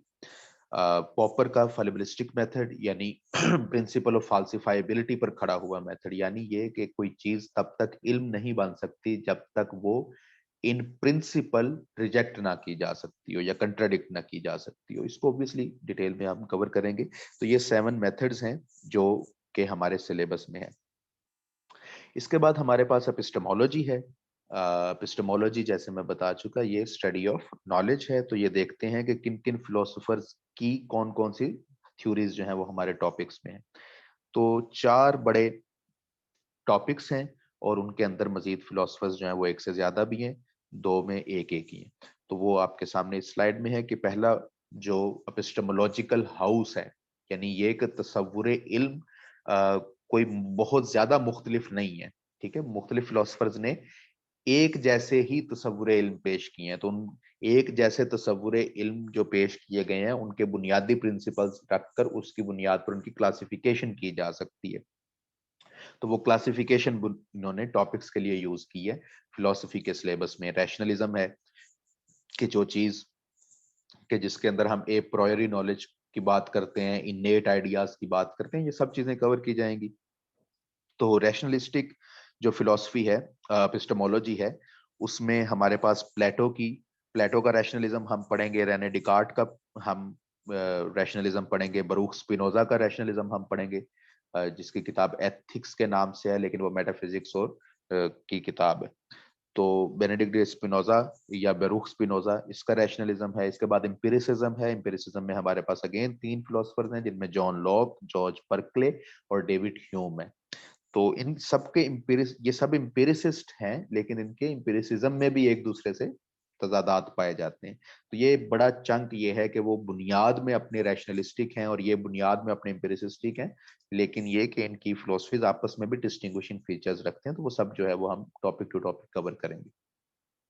इसके बाद ट्रांसेंडेंटलिज्म है और इंट्यूशनिज्म है, और ये यूं समझ लेना चाहिए कि ट्रांसेंडेंटलिज्म और इंट्यूशनिज्म दोनों अपनी अपनी जगह पर इमैनुअल कांट और हेनरी बर्गसन की तरफ से एक कोशिश है कि वो ये रैशनलिज्म और एम्पिरिसिज्म की जो बहस थी जो प्लेटो के टाइम से चलती चली आ रही है, अभी तक चल रही है, इसको कहीं ना कहीं रिकंसाइल करने की कोशिश करें या इस सारी की सारी को यूं कहने की कोशिश करें कि ये बिला जवाज है, ये होनी ही नहीं चाहिए। ठीक है, तो ये रिकंसिलिएशन किस्म की थ्योरीज हैं, या यूं कहना चाहिए कि इनको अब इरेलीवेंट बनाने वाली थ्योरीज हैं। तो इसमें फिर हमारे पास वो दोनों वाहिद वाहिद आते हैं। ट्रांसेंडेंटलिज्म है बाय इमैनुअल कांट और इंट्यूशनिज्म है बाय हेनरी बर्गसन। तो ये हमारे पास एपिस्टेमोलॉजी के टॉपिक्स हैं। एपिस्टेमोलॉजी के बाद हमारे पास जो ओंटोलॉजी का सेक्शन है, मेटाफिजिक्स भी हम उसे कह सकते हैं काफी हद तक। उसके अंदर हमारे पास जो टॉपिक्स हैं उनमें आइडियलिज्म, अगेन प्लेटो का आइडियलिज्म जिसको हम किसी हद तक ऑब्जेक्टिव आइडियलिज्म कह लेते हैं। ये एज सच कोई रिनाउंड टर्मिनोलॉजी तो नहीं है ऑब्जेक्टिव आइडियलिज्म की, जिस तरह आगे जो लिखा हुआ है बर्कले का सब्जेक्टिव आइडियलिज्म, वो एक रिनाउंड टर्मिनोलॉजी है फिलोसॉफिकल फील्ड में। लेकिन किसी हद तक ये कहा जा सकता है कि प्लेटो किसी हद तक ऑब्जेक्टिव आइडियलिज्म की बात करता है। तो ये दोनों देखे जाएंगे, प्लेटो और बर्कलो को देखेंगे हम आइडियलिज्म में। फिर रियलिज्म में हम जॉन लॉक को देखेंगे। अगेन जॉन लॉक को हमने अभी एपिस्टेमोलॉजी में देखा, प्लेटो और बर्कले भी एपिस्टेमोलॉजी में भी थे। मटेरियलिज्म जो है ये तीसरा बड़ा टॉपिक है हमारे पास ओंटोलॉजी का, और इसके अंदर हमारे पास कार्ल मार्क्स है, उसका आइडिया ऑफ हिस्टोरिकल मटेरियलिज्म यानी जदलियाती मादियत, जिसको हम उर्दू में कहते हैं। जदलियाती मादियत को हम समझने की कोशिश करेंगे। इसके बाद हमारे पास एथिक्स, एक्सियोलॉजी या वैल्यू थ्योरी हम कुछ भी कह सकते हैं। एथिक्स जो हैं इखलाकियात हैं, और उसके अंदर ये टॉपिक्स हमारे पास गिवन है, जिसमें व्हाट इज मोरालिटी सबसे पहला सवाल है कि इखलाकियात क्या है, मेटा एथिक्स क्या होते हैं, नॉर्मेटिव एथिक्स किसे कहा जाता है, कल्चरल रिलेटिविज्म का जो हमारे पास इशू है या कल्चरल रिलेटिविज्म का जो चैलेंज है, जिस तरह सिलेबस में लिखा गया है चैलेंज ऑफ कल्चरल रिलेटिविज्म, तो कल्चरल रिलेटिविज्म का टॉपिक है हमारे पास। डिवाइन कमांड थ्योरी के इखलाकियात क्या किसी डिविनिटी के क्लेम के साथ अटैच करके ही मानी जा सकती हैं। साइकोलॉजिकल ईगोइज्म और एथिकल ईगोइज्म के इंसान जो है वही करता है जो उसके लिए बेहतर होता है, और बस वही इखलाक की भी है। ये बहस जो है वो हेडोनिस्टिक फिलोसफीज में भी होती है और दूसरे प्लेयर सीकिंग और यूटिलिटेरियन किस्म की फिलोसफीज में भी होती है। तो वो देखेंगे। विर्चू एथिक्स हैं हमारे पास। ये विर्चू एथिक्स जो है ये अरिस्टोटल ने दिए थे। मोरल एब्सोल्यूटिज्म है। मोरल एब्सोल्यूटिज्म में अगेन इमैनुअल कांट बड़ा नाम है। डियोंटोलॉजी हम इसको कहते हैं, अगेन एक ब्रांच ऑफ फिलोसफी डियोंटोलॉजी। डियोंटोलॉजी जो है वो भी इसकी स्टडी में भी हम फिर देखेंगे moral absolutism of Immanuel Kant. Utilitarianism है। यूटिलिटेरियनिज्म हमारे पास जेरेमी बेंथम और उसके बाद जॉन स्टुअर्ट मिल, ये दो लोग हैं जो यूटिलिटेरियनिज्म के अंदर हमारे पास आते हैं, Jeremy Bentham and J S mill, John Stuart Mill. Social contract theory है जिसके सिलेबस में उन्होंने थॉमस हॉब्स और जॉन रॉल्स लिखे हुए हैं। लेकिन ये कि सोशल कॉन्ट्रैक्ट थ्योरी तमाम पॉलिटिकल साइंस के स्टूडेंट्स भी अच्छी तरह से जानते हैं कि लॉक और रूसो की भी है, और हॉब्स से डायरेक्ट रॉल्स समझ नहीं आता। लिहाजा हम जब इस सोशल कॉन्ट्रैक्ट थ्योरी को कवर करेंगे तो ये सोशल कॉन्ट्रैक्ट थ्योरी हम यूं कवर करेंगे कि पॉलिटिकल साइंस के स्टूडेंट्स भी जो हैं वो उस लेक्चर को अगर लें तो उनके लिए भी वो बहुत काफी हो सोशल कॉन्ट्रैक्ट थ्योरी पर पूरी तरह समझने के लिए, क्योंकि हम उसको शुरू से शुरू करेंगे। प्लेटो का एक डायलॉग है, अफलातून का एक डायलॉग है क्रीटो के नाम से, उसमें पहली बुनियाद मिलती है हमें तमाम वेस्टर्न फिलोसॉफिकल थॉट के अंदर के जहां पर सोशल कॉन्ट्रैक्ट थ्योरी की बात हो रही है। वहां पर नाम के साथ ऑब्वियसली ये बात नहीं हो रही, लाइक मैनी अदर थिंग्स के जिस पे प्लेटो ने बात की लेकिन नाम नहीं दिया उन चीजों को। लेकिन आर्ग्यूमेंटेशन और idea of a social contract ये हम क्रीटो से शुरू करेंगे। डायलॉग है प्लेटो का जिसका नाम क्रीटो है, और उसको हम कवर करेंगे पूरे का पूरा। हॉब्स और लॉक और रूसो, स्टेट ऑफ नेचर क्या है, नेचर ऑफ ह्यूमैनिटी क्या है, नीड ऑफ स्टेट क्या है, ओरिजिन ऑफ स्टेट कैसे हुआ है, तो इन सब चीजों को हम देखेंगे सोशल कॉन्ट्रैक्ट थ्योरी जब हम पढ़ेंगे। तो ये एक लेक्चर खास तौर पर ऐसा है कि जो बिल्कुल क्रॉस ओवर हो जाता है, और एक ही लेक्चर से फिलोसफी का भी ये टॉपिक कवर हो जाता है और पॉलिटिकल साइंस का भी, और 4-5 थिंकर जो है वो कवर हो जाते हैं। इसके बाद हमारे पास मुस्लिम थिंकर्स हैं। मुस्लिम थिंकर्स में हमारे पास जो नाम है वो ये दजैल हैं, अल फराबी हैं, इब्न सीना हैं, अल गजाली हैं, इब्न रुश्द हैं, इब्न खुल्दून हैं, शाह वलीउल्लाह हैं और मोहम्मद इकबाल हैं। आगे हम जब एनालिसिस करेंगे अभी पेपर्स का तो हमें अंदाजा होगा कि इस सेक्शन से सवाल जो है वो शुरू में आया करता था, 2016-17 तक आता रहा, लेकिन 18 ऑनवर्ड इसमें से ज्यादा क्वेश्चंस नहीं आए हैं। और बहुत बार ये इत्मीनान रखा जा सकता है कि इनमें से 2 से 3 नाम यानी अल गजाली और इकबाल अगर पढ़ लिए जाएं और उनके साथ अल फराबी या इब्न सीना को पढ़ लिया जाए तो मोस्ट प्रोबेबली जो एक क्वेश्चन आना है, और एक से ज्यादा अब नहीं आ रहा, तो जो एक क्वेश्चन आना है वो कवर हो जाएगा। और अगर ना भी हुआ तो आपके पास बहुत हद तक चांस होगा कि आप दूसरे सब्जेक्ट दूसरे सेक्शन से पेपर जो है वो कवर कर लें। वो स्मार्ट स्टडी का टॉपिक है, वो भी हम डिस्कशन के एंड पे देखते हैं। तो मॉडर्न फिलोसॉफिकल मूवमेंट्स आ गई आखिरी सेक्शन कोर्स आउटलाइन के अंदर। तो मॉडर्न फिलोसॉफिकल मूवमेंट्स जो हैं वो अगेन हमारे पास 4 हैं। एग्जिस्टेंशियलिज्म जिसमें हम मार्टिन हाइडेगर को देखेंगे और जीन पॉल सार्त्र को देखेंगे। तो मार्टिन हाइडेगर की बुक जो है वो time and being and time है, इसका सवाल जो है वो आया भी हुआ था, I if I am not wrong in 2020। आगे जाके हम अभी देखेंगे स्लाइड में द सीन वाला जो क्वेश्चन था। तो Martin Heidegger is an important philosopher जो, और ये थ्योरी जो है ये एग्जिस्टेंशियलिज्म की है, जिसके अंदर हम बुनियादी तौर पर ये कहते हैं कि चीजों का कोई एसेंस नहीं होता, एग्जिस्टेंस प्रीसीड्स एसेंस। ठीक है, और जो एसेंशियलिस्ट फिलोसफी है जो शुरू से चलती चली जा आ रही है, एसेंशियलिज्म की फिलोसफी जो है वो ये कहती है कि एसेंस प्रीसीड्स एग्जिस्टेंस। तो ये मॉडर्न एक कॉन्सेप्ट है। ट्रेडिशनली या क्लासिकली अगर हम देखें तो एसेंशियलिज्म का कॉन्सेप्ट चलता रहा है। तो एग्जिस्टेंशियलिज्म हमारे पास मॉडर्न फिलोसॉफिकल या कंटेम्प्रेरी फिलोसॉफिकल मूवमेंट्स के सेक्शन में आता है। इसमें हम मार्टिन हेडेगर और सार्थर को देखेंगे, थोड़ा बहुत हमें एल्बर्ट कैमू को भी देखना पड़ेगा, क्योंकि एग्जिस्टेंशियलिज्म जो है वो उन फिलोसफीज में से है जिनके अंदर ज्यादा काम जो है वो लिटरेरी नोयत का हुआ है, लिटरेचर के हिसाब से हुआ है। तो कैमू के जो नॉवेल्स हैं, स्पेशली उसका मिथ ऑफ सिसिफस जो है एल्बर्ट कैमू का, उसके हिसाब से थोड़ी बहुत डिस्कशन की जाएगी जब हम एग्जिस्टेंशियलिज्म को समझने की कोशिश करेंगे। तो मिथ ऑफ सिसिफस जो है वो बड़ा इंपॉर्टेंट होगा वहां पर। प्रैग्मेटिज्म है। प्रैग्मेटिज्म में हमारे पास चार्ल्स पियर्स हैं, विलियम्स जेम्स हैं, जॉन ड्यूई हैं। तो प्रैग्मेटिज्म क्या है, ये किस तरह की फिलोसॉफिकल मूवमेंट है, इसको हम देखेंगे। नियो प्रैग्मेटिज्म है रिचर्ड रोटी का, पोस्ट मॉडर्निज्म है मिशेल फूको का, इनफ्रेंकोइज लियोटार्ड का, और हैकेस दरीदा का। तो ये हमारे पास हम जो मॉडर्न कंटेम्प्रेरी फिलोसॉफिकल मूवमेंट्स हैं उसका ये हमारे पास सिलेबस है, इसको भी देखा जाएगा, और इसको भी अभी हम पेपर्स के हिसाब से भी देखेंगे कि इसको कितना फोकस करने की जरूरत है। फाइनली हम अपने सेक्शन पे आते हैं जहां हम पास्ट पेपर्स का एनालिसिस करते हैं। तो पास्ट पेपर्स एनालिसिस हम फिर इसी तरह करेंगे कि हम सेक्शन वाइज देखते चले जाएंगे कि जो भी सिलेबस का सेक्शन है इससे किस साल में कितने सवाल कितने नंबर्स के आए हैं, ठीक है, कितने मार्क्स के आए हैं। तो वो हम इसी तरह अगेन हम ये सेक्शन टू सेक्शन देखना शुरू करते हैं, पास्ट पेपर एनालिसिस शुरू करते हैं। तो पहला जो सेक्शन है इंट्रोडक्शन टू फिलोसफी, इससे देखते हैं कि कौन कौन सा सवाल आ चुका है फ्रॉम 2016 टिल 2021, जो लास्ट फरवरी में अभी, ये अभी फरवरी में जो जिनके पेपर्स हुए हैं। तो अभी तक 4 सवाल हैं जो definition and scope of philosophy या नेचर ऑफ फिलोसफी के हिसाब से आए हैं, जिसमें 2018 में सवाल आया definition and branches, it was of for 20 marks. इसके बाद फिलोसफी और साइंस का क्वेश्चन आया 20 मार्क्स का 2019 के अंदर, और फिलोसफी एंड रिलीजन का क्वेश्चन आया 2020 के अंदर 20 मार्क्स का, और फिर दोबारा 2021 में अभी फिलोसफी और रिलीजन जो है वो 10 मार्क्स का आया है। तो ये देखने में हमें अब नजर आ रहा है कि इसका एक ट्रेंड है कि ये 20 से ज्यादा नहीं आता, इसमें से 20 मार्क्स से ज्यादा का इससे पेपर कभी नहीं आता, और यूजुअली जो है वो इसका 10 या बिल्कुल कोई सवाल ना भी होने के चांसेस होते हैं। तो ये इससे अभी तक आने वाले क्वेश्चंस हैं।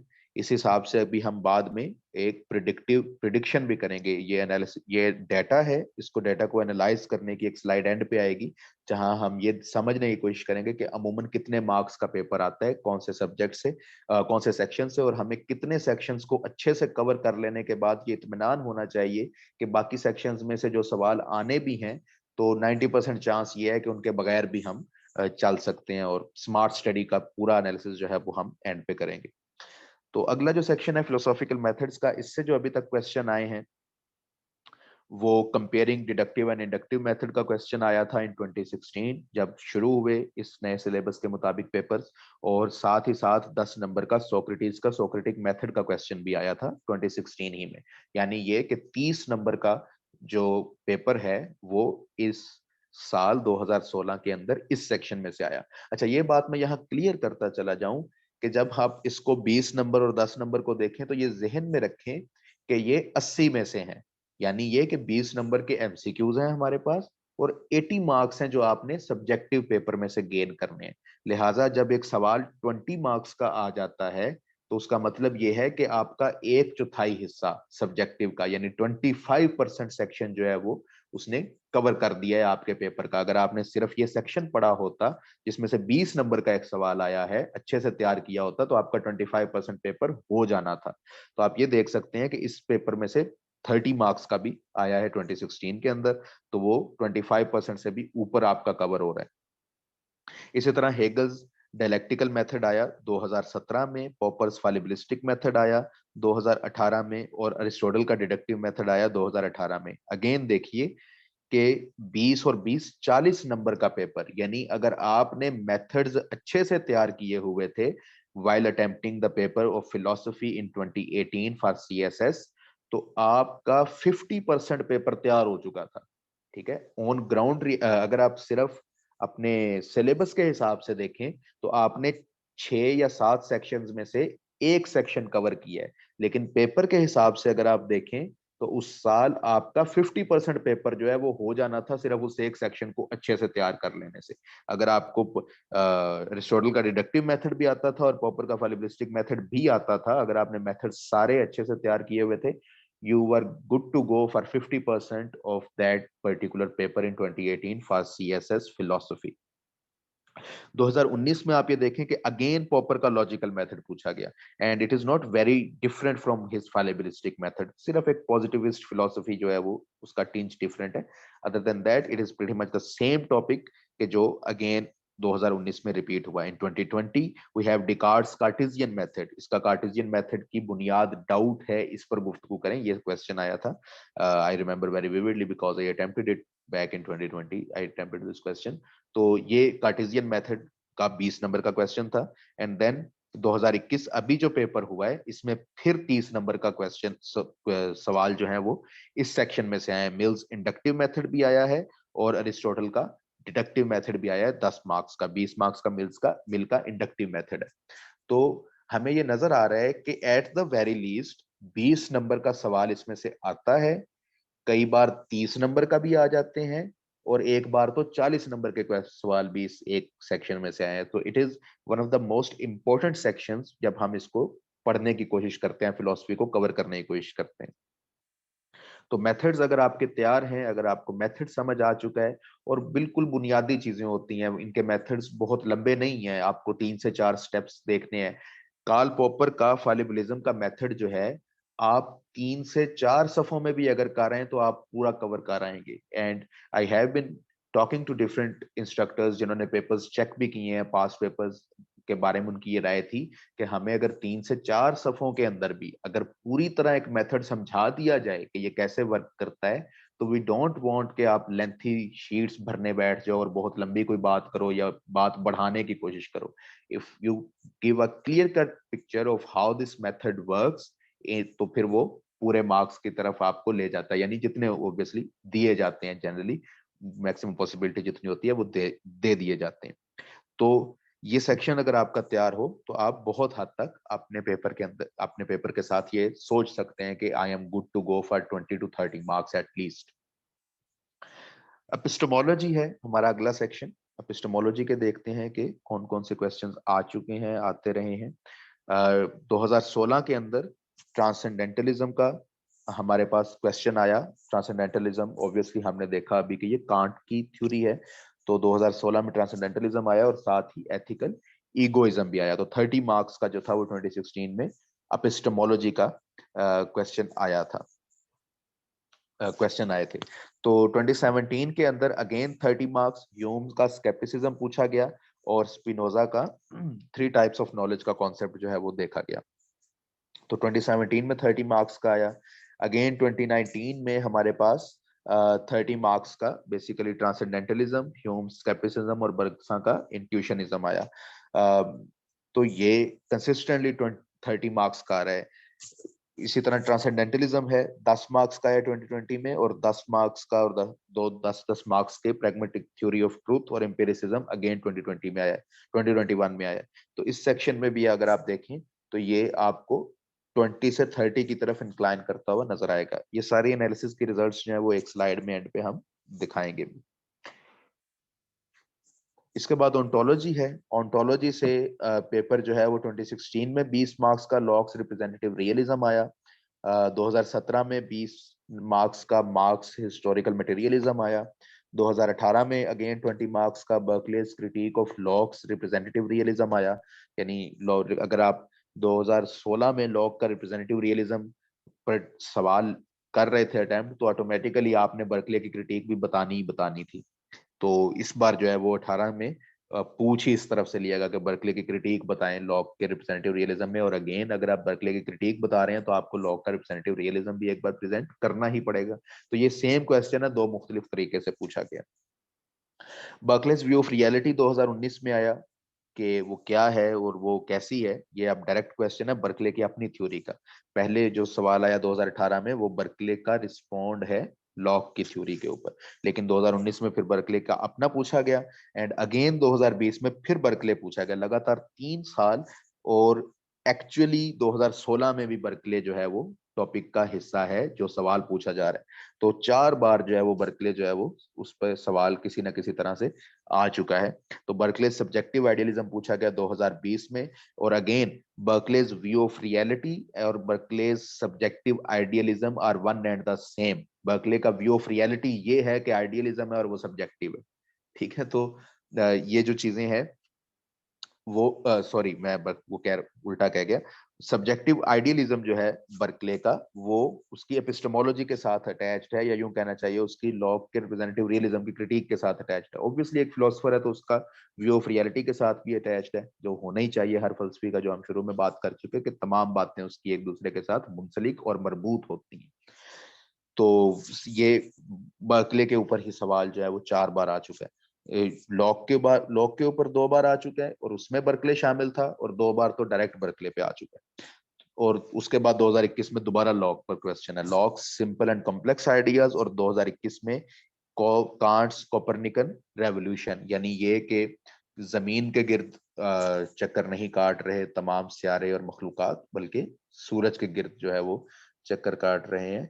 ये जो कोपरनिकन रेवोल्यूशन थी, इसका सवाल जो है वो 2021 में आया। It was a tricky question because it's not really in the syllabus जो हमारे पास मौजूद है। यानी बाय जनरल स्टैंडर्ड्स अगर आप देखें कि जिस तरह प्रिपेयर किया जाता है, जो स्मार्ट स्टडी की जाती है फिलोसफी की, तो आई डोंट थिंक कि many of the students would have actually known कि ये क्या है, क्योंकि वो उस स्मार्ट स्टडी के अंदर ये टॉपिक आता नहीं है।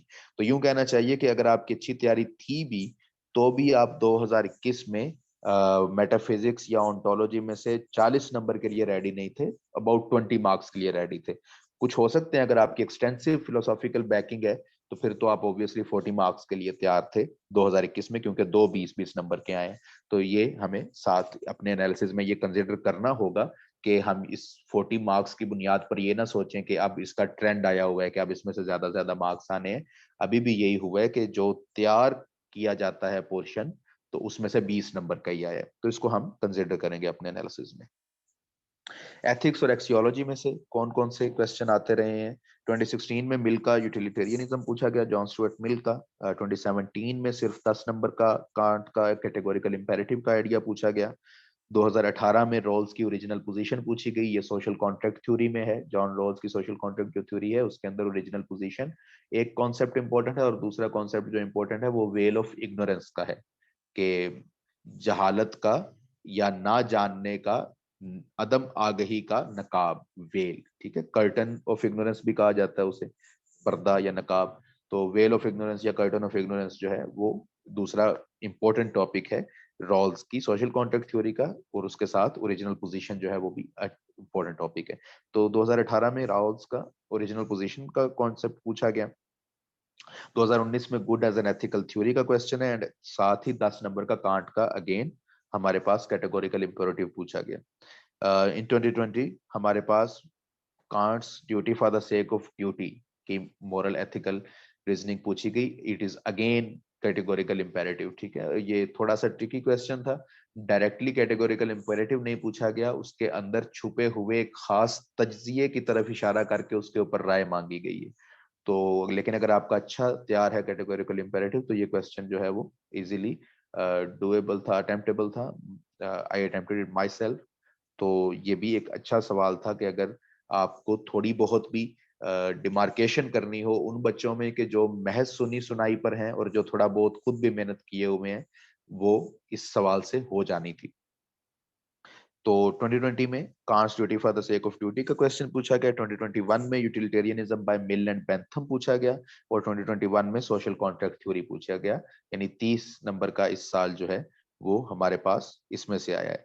नाउ अगर हम पीछे जाएं, पिछला सेक्शन देखें, 2021 का पेपर जो है वो बड़ा इंटरेस्टिंग था इस मामले में कि इन दो सेक्शंस को अगर आपने अच्छे से तैयार किया हुआ था एक्सटेंसिव वे में, तो आप 70 नंबर आउट ऑफ 80, 70 मार्क्स का पेपर इन दो सेक्शन से कर रहे हैं। यानी 20 मार्क्स आपके जो हैं वो वैसे ही एमसीक्यूज के हैं, और सब्जेक्टिव पेपर जो 80 मार्क्स का है 2021 में 40 मार्क्स जो हैं वो ओंटोलॉजी और मैथमेटिक्स मेटाफिजिक्स जो है इस सेक्शन से 40 मार्क्स का क्वेश्चन आया हुआ है। अगेन एक्सटेंसिव स्टडी है, क्योंकि अदरवाइज कोपरनिकन रेवोल्यूशन का क्वेश्चन तैयार नहीं होता बच्चों का। तो लेकिन 40 मार्क्स का आया हुआ है वहां से, और एथिक्स में से 30 मार्क्स का आया हुआ है। तो अगर आपने ये दो सेक्शन तैयार किए हुए हैं और बाकी 4 सेक्शन को हाथ भी नहीं लगाया हुआ, तो आपको सिर्फ 10 नंबर के लिए परेशान होने की जरूरत है। एंड ये तमाम एनालिसिस जो है वो मेरे पास मौजूद भी है, और हम इसके थ्रू ही स्मार्ट स्टडी कर रहे होंगे एक्चुअली, कि कौन सा सेक्शन देखना है, कौन से सेक्शन पे जरा हाथ होला भी रखा जा सकता है, किस पे ज्यादा फोकस करना है। तो ये सारा कुछ इसीलिए है कि हम ये एनालिसिस एक अच्छा बिल्ड कर सकें, जो स्टेटिस्टिकली हमारे पास एविडेंस हो कि क्या मैकेनिज्म चल रहा है पेपर्स का। तो उसके बाद जो है मुस्लिम थिंकर्स हैं। मुस्लिम थिंकर्स से जो हमारे पास क्वेश्चंस आए हैं वो अभी तक ये हैं। 2016 में 30 मार्क्स का इकबाल्स प्रिंसिपल ऑफ मूवमेंट और Shah Waliullah as a reformer, 20 का वो और 10 का ये आया। और 2017 में गजाली तहाफतुल फलासफा, वो जो क्वेश्चन मैं पहले जिसकी तरफ अलूड कर रहा था, इशारा कर रहा था कि किस तरह इटर्निटी ऑफ यूनिवर्स जो है इसके कॉन्सेप्ट पर क्रिटिक की इमाम गजाली ने।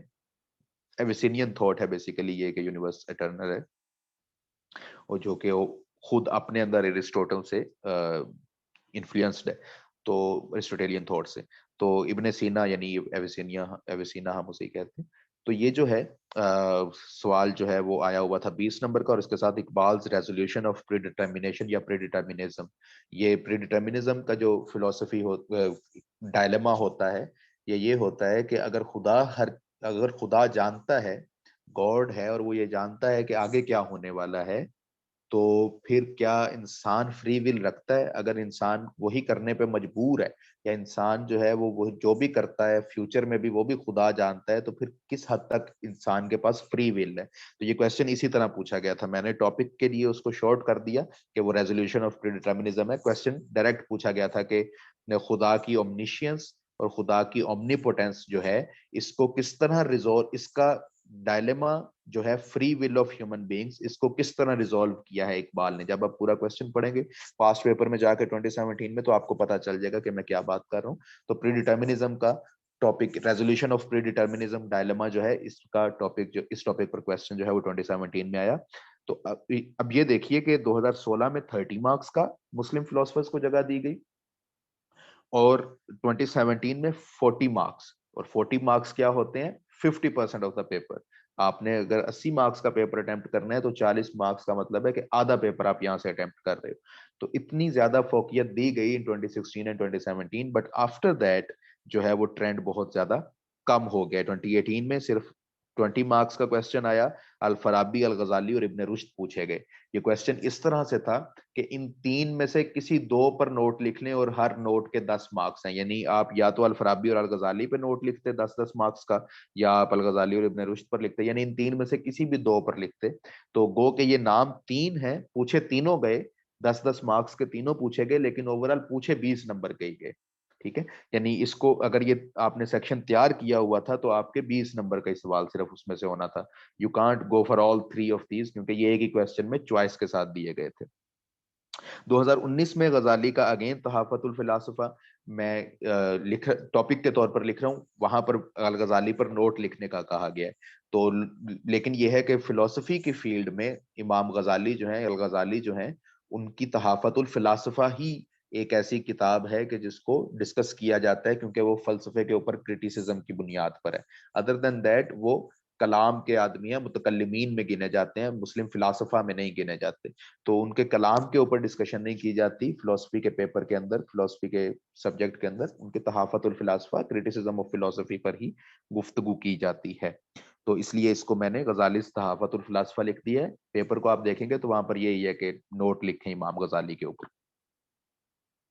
2020 के अंदर इब्ने सीना थ्योरी ऑफ नॉलेज क्वेश्चन आया हुआ था। 20 मार्क्स का 2021 में इकबाल्स ईगोइज्म, खुदी का जो कॉन्सेप्ट है इकबाल का, उसके ऊपर 20 मार्क्स का क्वेश्चन आया है। तो अब ये ट्रेंड है कि ये 20 10 से 20 की तरफ इसका रुझान है। सिंस 2017 पिछले 4 साल में ये 20 को क्रॉस नहीं किया ये सेक्शन, इसको हम कंसीडर करेंगे स्मार्ट स्टडी करते हुए। और अगेन ये भी कंसीडर करेंगे कि बार बार कौन आ रहा है, यानी इकबाल है जो है वो बार बार आ रहे हैं, 3 बार आ चुके हैं, अल गजाली जो है वो 3 बार आ चुके हैं, तो और इब्ने सीना जो है वो आ रहे हैं।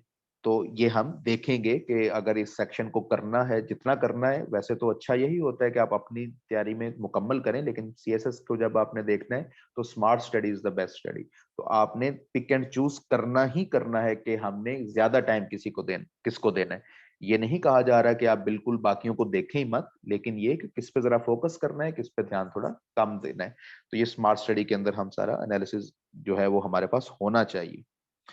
इसके बाद हमारे पास मॉडर्न फिलोसॉफिकल मूवमेंट्स हैं। मॉडर्न फिलोसॉफिकल मूवमेंट्स के अंदर हमारे पास जेम्स प्रेगमेटिज्म जो था वो पूछा गया, विलियम जेम्स का, 2016 के अंदर 20 मार्क्स का। 2017 में 20 मार्क्स का हेडेगर की बीइंग एंड टाइम का टॉपिक द सीन पूछा गया। 2017 में 10 मार्क्स का सार्थर का बैड फेथ भी पूछा गया। सार्थर का बैड फेथ अगेन हमने एग्जिस्टेंशियलिस्ट फिलोसफी जो पढ़नी है उसमें से है। 2018 में Foucault as a post modernist thinker was a question that was there in the 2018 paper for philosophy in CSS. In 2019 John dewy 10 marks का पूछा गया। 2020 में दरीदा 10 मार्क्स का पूछा गया, और 2021 में इसमें से कुछ भी नहीं पूछा गया। Again a section like Muslim philosopher, जिसका रिसेंट ट्रेंड ये है कि इसमें से क्वेश्चन जो है वो नहीं आ रहा, या 10 का आ रहा है या 20 का आ रहा है। ठीक है, तो इसको जहन में रखा जाएगा जब हम आगे लेक्चर प्लानिंग करेंगे कि कितने लेक्चर किस सेक्शन पे करने हैं। देन देर चूंकि मैंने आपको बताया कि कोई क्वेश्चन छूटेगा नहीं इस एनालिसिस में जब हम सीएसएस के पेपर्स की बात करते हैं। तो कुछ ऐसे सवाल थे जब मैं वो पेपर्स देख रहा था फ्रॉम 2016 टू 2021, जिनको किसी भी तरह से डायरेक्टली किसी फील्ड में रखा नहीं जा सकता था इनमें से। तो उनको मैंने एक स्लाइड बनाई है मिसलेनियस की, ऐसे क्वेश्चंस जो कैटेगोरिकली इन तमाम सेक्शंस में डायरेक्टली नहीं आ सकते, लेकिन वो शामिल जरूर हैं। ये नहीं है कि वो सिलेबस से बाहर थे, लेकिन शामिल थे। तो 2019 में एक क्वेश्चन आया कि 6 टॉपिक दे दिए गए और कहा कि इनमें से 4 पर लिखें और हर टॉपिक के 5 नंबर हैं। आप 2019 का पेपर निकाल कर देखेंगे, आपको वो नजर आ जाएगा। तो वो बेसिकली 6 जो है मैंने मिसलेनियस में डाल दिए, 6 के 6, क्योंकि वो जो है वो यही है। आइडियलिज्म 5 मार्क्स का, रैशनलिज्म 5 मार्क्स का, रियलिज्म 5 का, एम्पिरिसिज्म 5 का, यूटिलिटेरियनिज्म और प्रैग्मेटिज्म दोनों 5-5 के। तो ऐसा नहीं था कि अगर आपको ये सारे आते थे तो आपका 2019 में 30 नंबर का सवाल हल हो जाना था। होना 20 नंबर का ही हल था, क्योंकि इनमें से 6 में से आपने 4 क्वेश्चंस जो थे, 4 टॉपिक्स जो थे उन पे लिखना था 5-5 मार्क्स का नोट। तो 2019 में ये क्वेश्चन आया। वैसे तो हम कह सकते हैं कि आइडियलिज्म जो है वो एज सच किसी फिलोसफर का ही होगा, और आइडियलिज्म अपने अंदर एक मेटाफिजिकल या ओंटोलॉजिकल फिलोसफी का पार्ट है, लिहाजा इसको हम ओंटोलॉजी में लिख सकते हैं। लेकिन अगर 5 नंबर का नोट है तो आप क्या करेंगे? आप इसको प्लेटो के हिसाब से लिखेंगे, प्लेटो का आइडियलिज्म लिखेंगे, या आप इसको बर्कले का आइडियलिज्म के तौर पर लिखेंगे? आप क्या लिखेंगे? ठीक है, तो इसलिए मैंने इसको मिसलेनियस रख दिया कि यहाँ पर आपको कोई बहुत ज्यादा किसी सिलेबस के अंदर जिस तरह बाकी डिवीजन है कि किसी फिलोसफर के हिसाब से थ्योरी डिस्कस की जा रही होती है, वो करने की जरूरत नहीं थी। आपने इसके फंडामेंटल प्रिंसिपल्स बताने थे, एक दो जो बड़े फिलोसफर्स हैं उनकी थोड़ी बहुत कंट्रीब्यूशन बतानी थी, और 5 नंबर का आपने इसको नोट लिख देना था। तो इन दैट सेंस असल में ये मिसलेनियस में, ऐसा नहीं है कि ये आउट ऑफ सिलेबस है। तो रैशनलिज्म अगेन, क्या आप रैशनलिज्म जो है वो डिकार्ट का बताएंगे पूरे का पूरा, या प्लेटो का पूरे का पूरा बताएंगे, या स्पिनोजा का बताएंगे? आप नहीं कर सकते ऐसा। आप 5 नंबर का नोट लिख रहे हैं, आप उसकी डेफिनेशन लिखेंगे, बड़े उस फील्ड के थिंकर्स लिखेंगे, उसके कुछ फंडामेंटल प्रिंसिपल्स लिखेंगे और आगे चले जाएंगे। तो इसी तरह रियलिज्म है, एम्पिरिसिज्म है, यूटिलिटेरियनिज्म है, प्रैग्मेटिज्म है। तो वैसे ये सिलेबस से आउट नहीं है। प्रैग्मेटिज्म हमारा जो है वो मॉडर्न पॉलिटिकल मॉडर्न जो हमारे पास फिलोसॉफिकल मूवमेंट्स हैं, कंटेम्प्रेरी फिलोसॉफिकल मूवमेंट, उसमें हमने अभी देखा विलियम जेम्स है जो प्रैग्मेटिज्म की बात करता है, जॉन ड्यूई है जो प्रैग्मेटिज्म की बात कर रहा है, यूटिलिटेरियनिज्म जॉन स्टुअर्ट मिल का है, एम्पिरिसिज्म भी हमने देखा कि लॉक, बर्कले और उसका है ह्यूम का, रियलिज्म है। तो ये सारी चीजें हैं सिलेबस में, लेकिन एज सच उस एम्बिट में आ नहीं रही थी जिस तरह पहले क्वेश्चन किए जाते थे या बाद में किए जाते रहे 2019 के। 2019 में ये एक क्वेश्चन प्लेटोज पॉलिटिकल व्यूज के नाम से आया। Now this is a question के जो किसी हद तक यूं समझ लीजिए कि सिलेबस से बाहर है, यानी प्लेटो की एपिस्टेमोलॉजी पे डिस्कशन पूछी गई है, की गई है, टॉपिक के अंदर लिखी हुई है। रैशनलिज्म जो उसकी एपिस्टेमोलॉजी है उसमें लिखा गया है कि रैशनलिज्म प्लेटो का भी आपने पढ़ना है। इसी तरह प्लेटो की ओंटोलॉजी जो है वो भी लिखी गई है, लेकिन प्लेटो की पॉलिटिकल व्यूज के बारे में गुफ्तगू नहीं लिखी गई। तो प्लेटो की पॉलिटिकल व्यूज की जो गुफ्तगू है वो पॉलिटिकल साइंस का स्टूडेंट तो बड़ी अच्छी तरह जानता है। उसकी आइडियल स्टेट जिसका मंजरनामा वो रिपब्लिक में खींचता है, फिर उसके बाद लॉज भी एक बुक है जिसके अंदर वो स्टेट को डिस्कस कर रहा है, फिर स्टेट्समैन के नाम से एक डिस्कशन है। जैसे मैं पहले सोशल कॉन्ट्रैक्ट थ्योरी के बारे में कह रहा था कि क्रीटो के अंदर वो सोशल कॉन्ट्रैक्ट थ्योरी के तनाजुर में गुफ्तगू कर रहे हैं। तो ओवरऑल प्लेटो का एक एक्सटेंसिव काम मौजूद है पॉलिटिकल थॉट के ऊपर, लेकिन वो फिलोसफी का जो सिलेबस हमें दिया गया है उस सिलेबस में डायरेक्टली एक टॉपिक के तौर पर नहीं है। जिस तरह पीछे कांट का कोपरनिकन मेथड जो रेवोल्यूशन जो का जो क्वेश्चन था, वो भी किसी हद तक कहा जा सकता है कि आउट ऑफ सिलेबस है, इन द सेंस कि जब तैयारी की जा रही होती है, कांट को पढ़ा जा रहा होता है फिलोसफी तैयार करने के लिए सीएसएस की, तो हम इस टॉपिक को नहीं पढ़ रहे होते अमूमन। और इसी तरह फिलोसफी को जब पढ़ा जा रहा होता है प्लेटो की सीएसएस के पेपर के एतबार से, तो हम उसके पॉलिटिकल व्यूज नहीं पढ़ रहे होते। लेकिन ऑब्वियसली प्लेटोज पॉलिटिकल व्यूज जो है वो किसी न किसी तरह उसकी एपिस्टेमोलॉजी और उसकी मेटाफिजिक्स एंटोलॉजी से ही कनेक्टेड हैं। और इसी तरह कांट का जो कोपरनिकन रेवोल्यूशन है वो उसकी मेटाफिजिक्स का और कॉस्मोलॉजिकल एविडेंस जो वो देता है उसके साथ अटैच्ड है। तो हमें उसको मानना तो पड़ेगा कि वो कहीं ना कहीं सिलेबस के साथ मुंसलिक है, डायरेक्ट नहीं है जिस तरह बाकी सवाल आते रहे हैं हमेशा से। एंड पे बर्गसन्स एमलेस एवोल्यूशन, ये 2020 में क्वेश्चन आया कि Bergson rejects the notion of teleological explanation of evolution. Teleological, मैंने जिस तरह अभी पहले हम कह रहे थे कि ब्रांचेस ऑफ फिलोसफी और भी हैं इनके अलावा, तो आप अगर सुनेंगे पीछे रिवाइंड करके तो आप देखेंगे कि वहां मैं टेलियोलॉजी बता कर आया हूँ कि टेलियोलॉजी में हम चीजों की मकसदियत जांचते हैं। अगर इंसान इस दुनिया में आया है तो क्यों आया है, क्या इसका मकसद है। जब हम इस सवाल को अंडरस्टैंड करने की कोशिश करते हैं और इस पर फलसफा या फिलोसॉफिकल थॉट डेवलप करते हैं, तो हम बेसिकली टेलियोलॉजी कर रहे हैं और उसमें हम बेसिकली इंसान की टेलियोलॉजिकल स्टडी कर रहे हैं। तो इसी तरह बर्गसन जो है वो रिजेक्ट करता है कि एवोल्यूशन का कोई मकसद है, यानी ये एक बेमकसद अमल है जो इस दुनिया में हुआ है। बर्गसन ये यकीन रखता है। तो बर्गसन की जो एवोल्यूशन है वो एमलेस है। इसको टॉपिक के तौर पर मैंने प्रेजेंट कर दिया, क्वेश्चन मैंने आपको बता दिया कि ये किस तरह से आया था कि Bergson rejects the teleological explanation of evolution. तो ये 2020 में क्वेश्चन आया था, इट वाज 20 मार्क्स। और ये भी डायरेक्टली आप कह सकते हैं कि हमारे सिलेबस में नहीं है, बल्कि ये तो आप काफी हद तक कह सकते हैं कि किसी भी तरह हमारे सिलेबस में नहीं है, क्योंकि हमारे सिलेबस में बर्गसन महज एपिस्टेमोलॉजी में आया है। और एपिस्टेमोलॉजी में भी हेनरी बर्गसन जिस एतबार से आया है वो उसकी इंट्यूशनिज्म की थ्योरी है। पीछे स्लाइड्स में हम उसको देख कर भी आए हैं।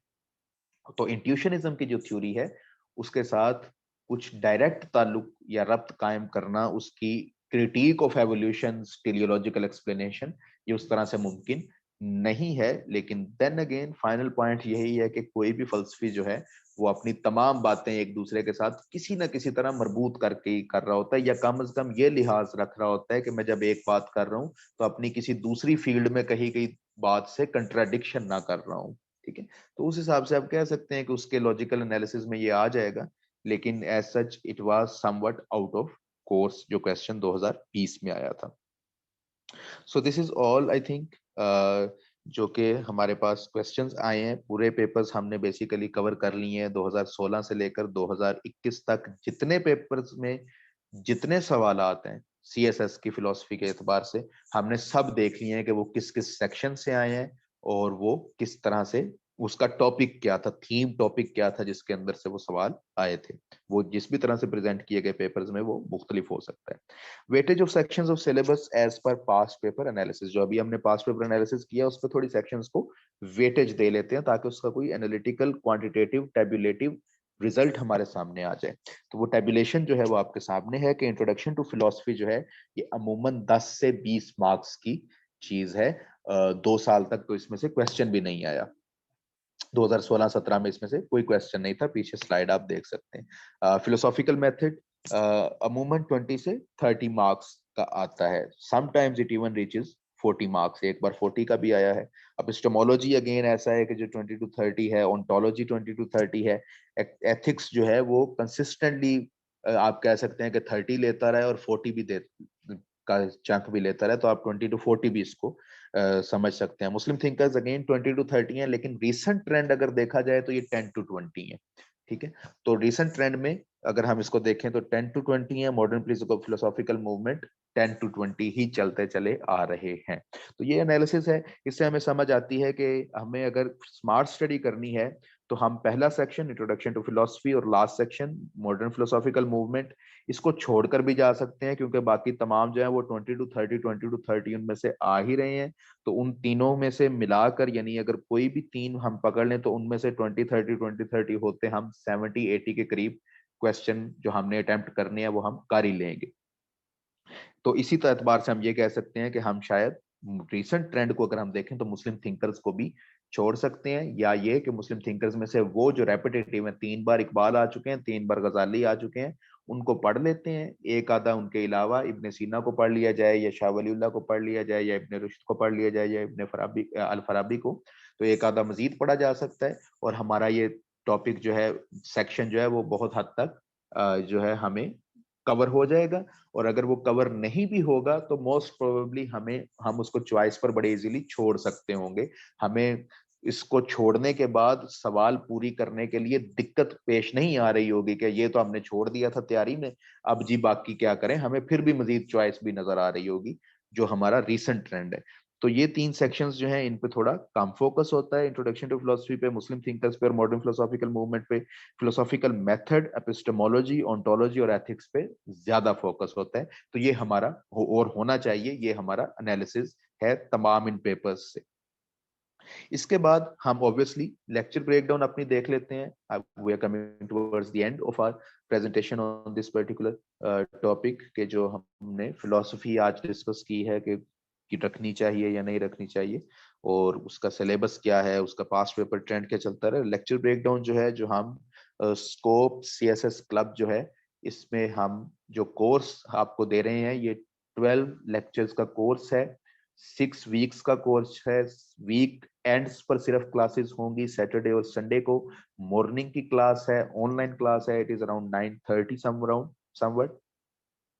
तो उसके जो 12 लेक्चर्स हैं, वो लेक्चर्स हमने कैसे करने हैं, हमने एक लेक्चर के अंदर, और ये लेक्चर जो है वो 1.5 घंटे का है, ठीक है, ये जहन में रहे, जब आप लेक्चर को तादाद देख रहे हैं तो उसकी मिकदार भी आपके जहन में रहे कि ये 1.5 घंटे का लेक्चर है, जिसमें कमी बेशी ऑब्वियसली हो सकती है। अगर कोई स्टूडेंट क्वेश्चन कर रहा है तो हम ऑब्वियसली उसको तसल्ली बख्शी जवाब दिए बगैर लेक्चर एंड नहीं करते। तो इंट्रोडक्शन टू फिलोसफी है, इस पे हम एक लेक्चर करेंगे। इसमें हम वो तमाम उसकी डेफिनेशन, उसका नेचर, उसका स्कोप, उसका ईराज और उसकी ईराज की अपनी अपनी नेचर कैसी थी और उसकी ब्रांचेस क्या हैं, वो सारा कुछ जो है वो हम एक लेक्चर में, एक भरपूर 1.5 घंटे का लेक्चर जो है उसमें हम ये तमाम चीजें जो है वो कवर करेंगे। फिलोसॉफिकल मेथड्स जो है, इस पे हम एक दिन लगाएंगे। एक दिन में तमाम फिलोसॉफिकल मेथड्स हो जाते हैं। यही खूबसूरती है फलसफे को पिक करने की, कि आपने ये एक लेक्चर में जो पढ़ना है, और इसके बाद ऑब्वियसली जिस तरह मैं कह रहा था कि 12 लेक्चर और 20 दिन कम अज कम, 20 दिन अच्छी मेहनत के कम अज कम आप मजीद दे दें तो आपका महीने में ये तैयार हो जाता है। तो एक लेक्चर में आपने जो पढ़ना है, और 3 तकरीबन दिन जो आपने इसको बाद में देने हैं, उससे फिलोसॉफिकल मेथड्स का सेक्शन पूरा हो रहा है। और आप देख कर आ चुके हैं हमारे साथ कि फिलोसॉफिकल मेथड्स जो हैं वो तकरीबन 30 टू 40 मार्क्स का पेपर आपका कवर करवा जाते हैं अक्सर बेशतर। तो एक दिन या 4 दिन की तैयारी और सीएसएस के ओवरऑल मार्क्स में से 40 मार्क्स का पेपर अटेम्प्ट हो जाना, ऐसा और किसी भी सब्जेक्ट में बहुत मुश्किल है कि आपको मिले। तो ये भी एक बढ़ोतरी है कि जिसकी बुनियाद पर फलसफा पिक करना जो है वो बड़ी अच्छी बात है। 2 लेक्चर एपिस्टेमोलॉजी पर दिए जाएंगे, अगेन 30 टू 40 मार्क्स की तरफ इसका इंक्लाइनेशन है, 20 टू 30 मार्क्स की आम इसकी रूटीन है। तो एपिस्टेमोलॉजी पर हम 2 लेक्चर्स लगाएंगे।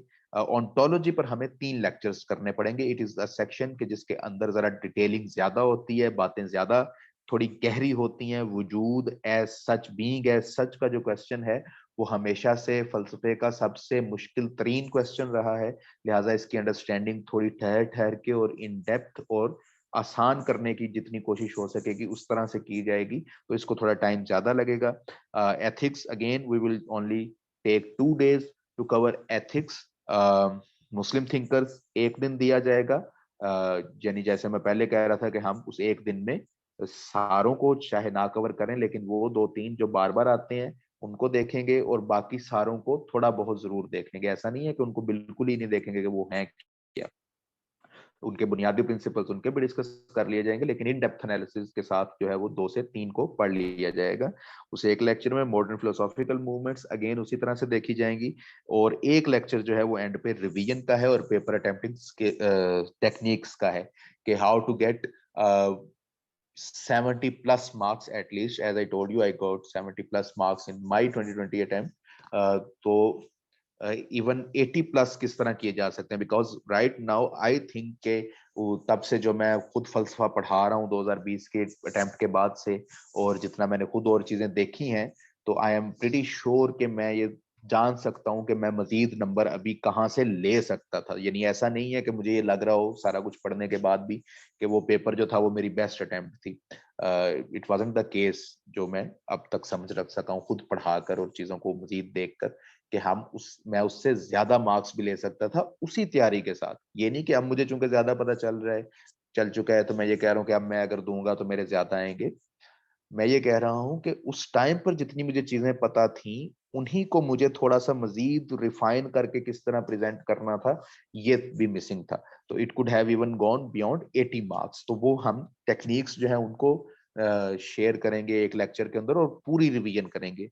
ये जो रिवीजन है ये महज यूं ना समझ लिया जाए कि बस लिखने के लिए लिख दिया गया है, नहीं। हम एक खास लेक्चर एंड पे जरूर ऐसा करेंगे जिसमें आपको मुकम्मल जो फलसफे का टॉपिक्स हमने कवर किए हैं उनकी होलसम पिक्चर्स बनाकर दिखाई जाएंगी कि पूरे तनाजुर में, पूरे दुनियावी और इल्मी तनाजुर में अब ये हम कहाँ खड़े हैं इन 12 लेक्चर्स के बाद। तो ये हमारा तमाम लेक्चर का ब्रेकडाउन होगा, and with it we come to the end of the presentation that we have been going through for the past hour or so. Philosophy with Ms. Fahad Mahmood Sokhta. Uh, Good luck. We hope all aspirants of CSS PMS will find this presentation helpful and this course worth taking with us at Scope CSS Club. For any more queries, you can contact Mr. Wahid at this number. इसके अलावा आप मुझे personally भी contact कर सकते हैं Facebook पर, different social media platforms पर। आप गूगल के अंदर फहद महमूद सोख्ता सर्च करेंगे तो आपको मेरी फेसबुक और दीगर चीजें जो हैं वो ऑटोमेटिकली सर्च के नतीजे में मिल जाएंगी। आप मुझे फेसबुक पर कांटेक्ट कर सकते हैं, मेरा नंबर भी फेसबुक पर अवेलेबल है। आप वहां से मुझे टेक्स्ट भी कर सकते हैं, पर्सनली कांटेक्ट भी कर सकते हैं व्हाट्सएप के नंबर पे। तो hopefully you find this presentation interesting and enlightening and at least enticing enough कि आप इसको चूज करने की तरफ कोशिश करें और इसको समझने की कोशिश करें। आखिर में मैं यही कहूंगा कि फलसफा जो है वो तमाम इल्म की बुनियाद और जड़ है। ये लाजमी नहीं कि वही तालिबे इल्म के जो CSS और PMS करना चाह रहे हैं वो इसको देखें और हमारे साथ इस कोर्स को टेक अप करें। फॉर वेरी अफोर्डेबल प्राइस हम तमाम तरह के फलसफे की बुनियादी तमाम चीजों को समझने की तरफ जा रहे हैं। तो होपफुली आप ऐसे लोग भी कि जो इस वीडियो को देख रहे हैं और जो CSS PMS के एस्पायरेंट एज सच इस साल नहीं भी हैं, आगे करना चाहते हैं या नहीं भी करना चाहते, लेकिन चीजों को समझना चाहते हैं, उम्मुल उलूम जिसको कहा जाता है यानी फलसफा, उसको उसके साथ जानकारी बढ़ाना चाहते हैं, समझना चाहते हैं, वो इस कोर्स को टेकअप करेंगे। with best wishes for all that you choose for and all that you attempt to get in your life, I sign off this presentation. Allah Hafiz. Goodbye to everyone.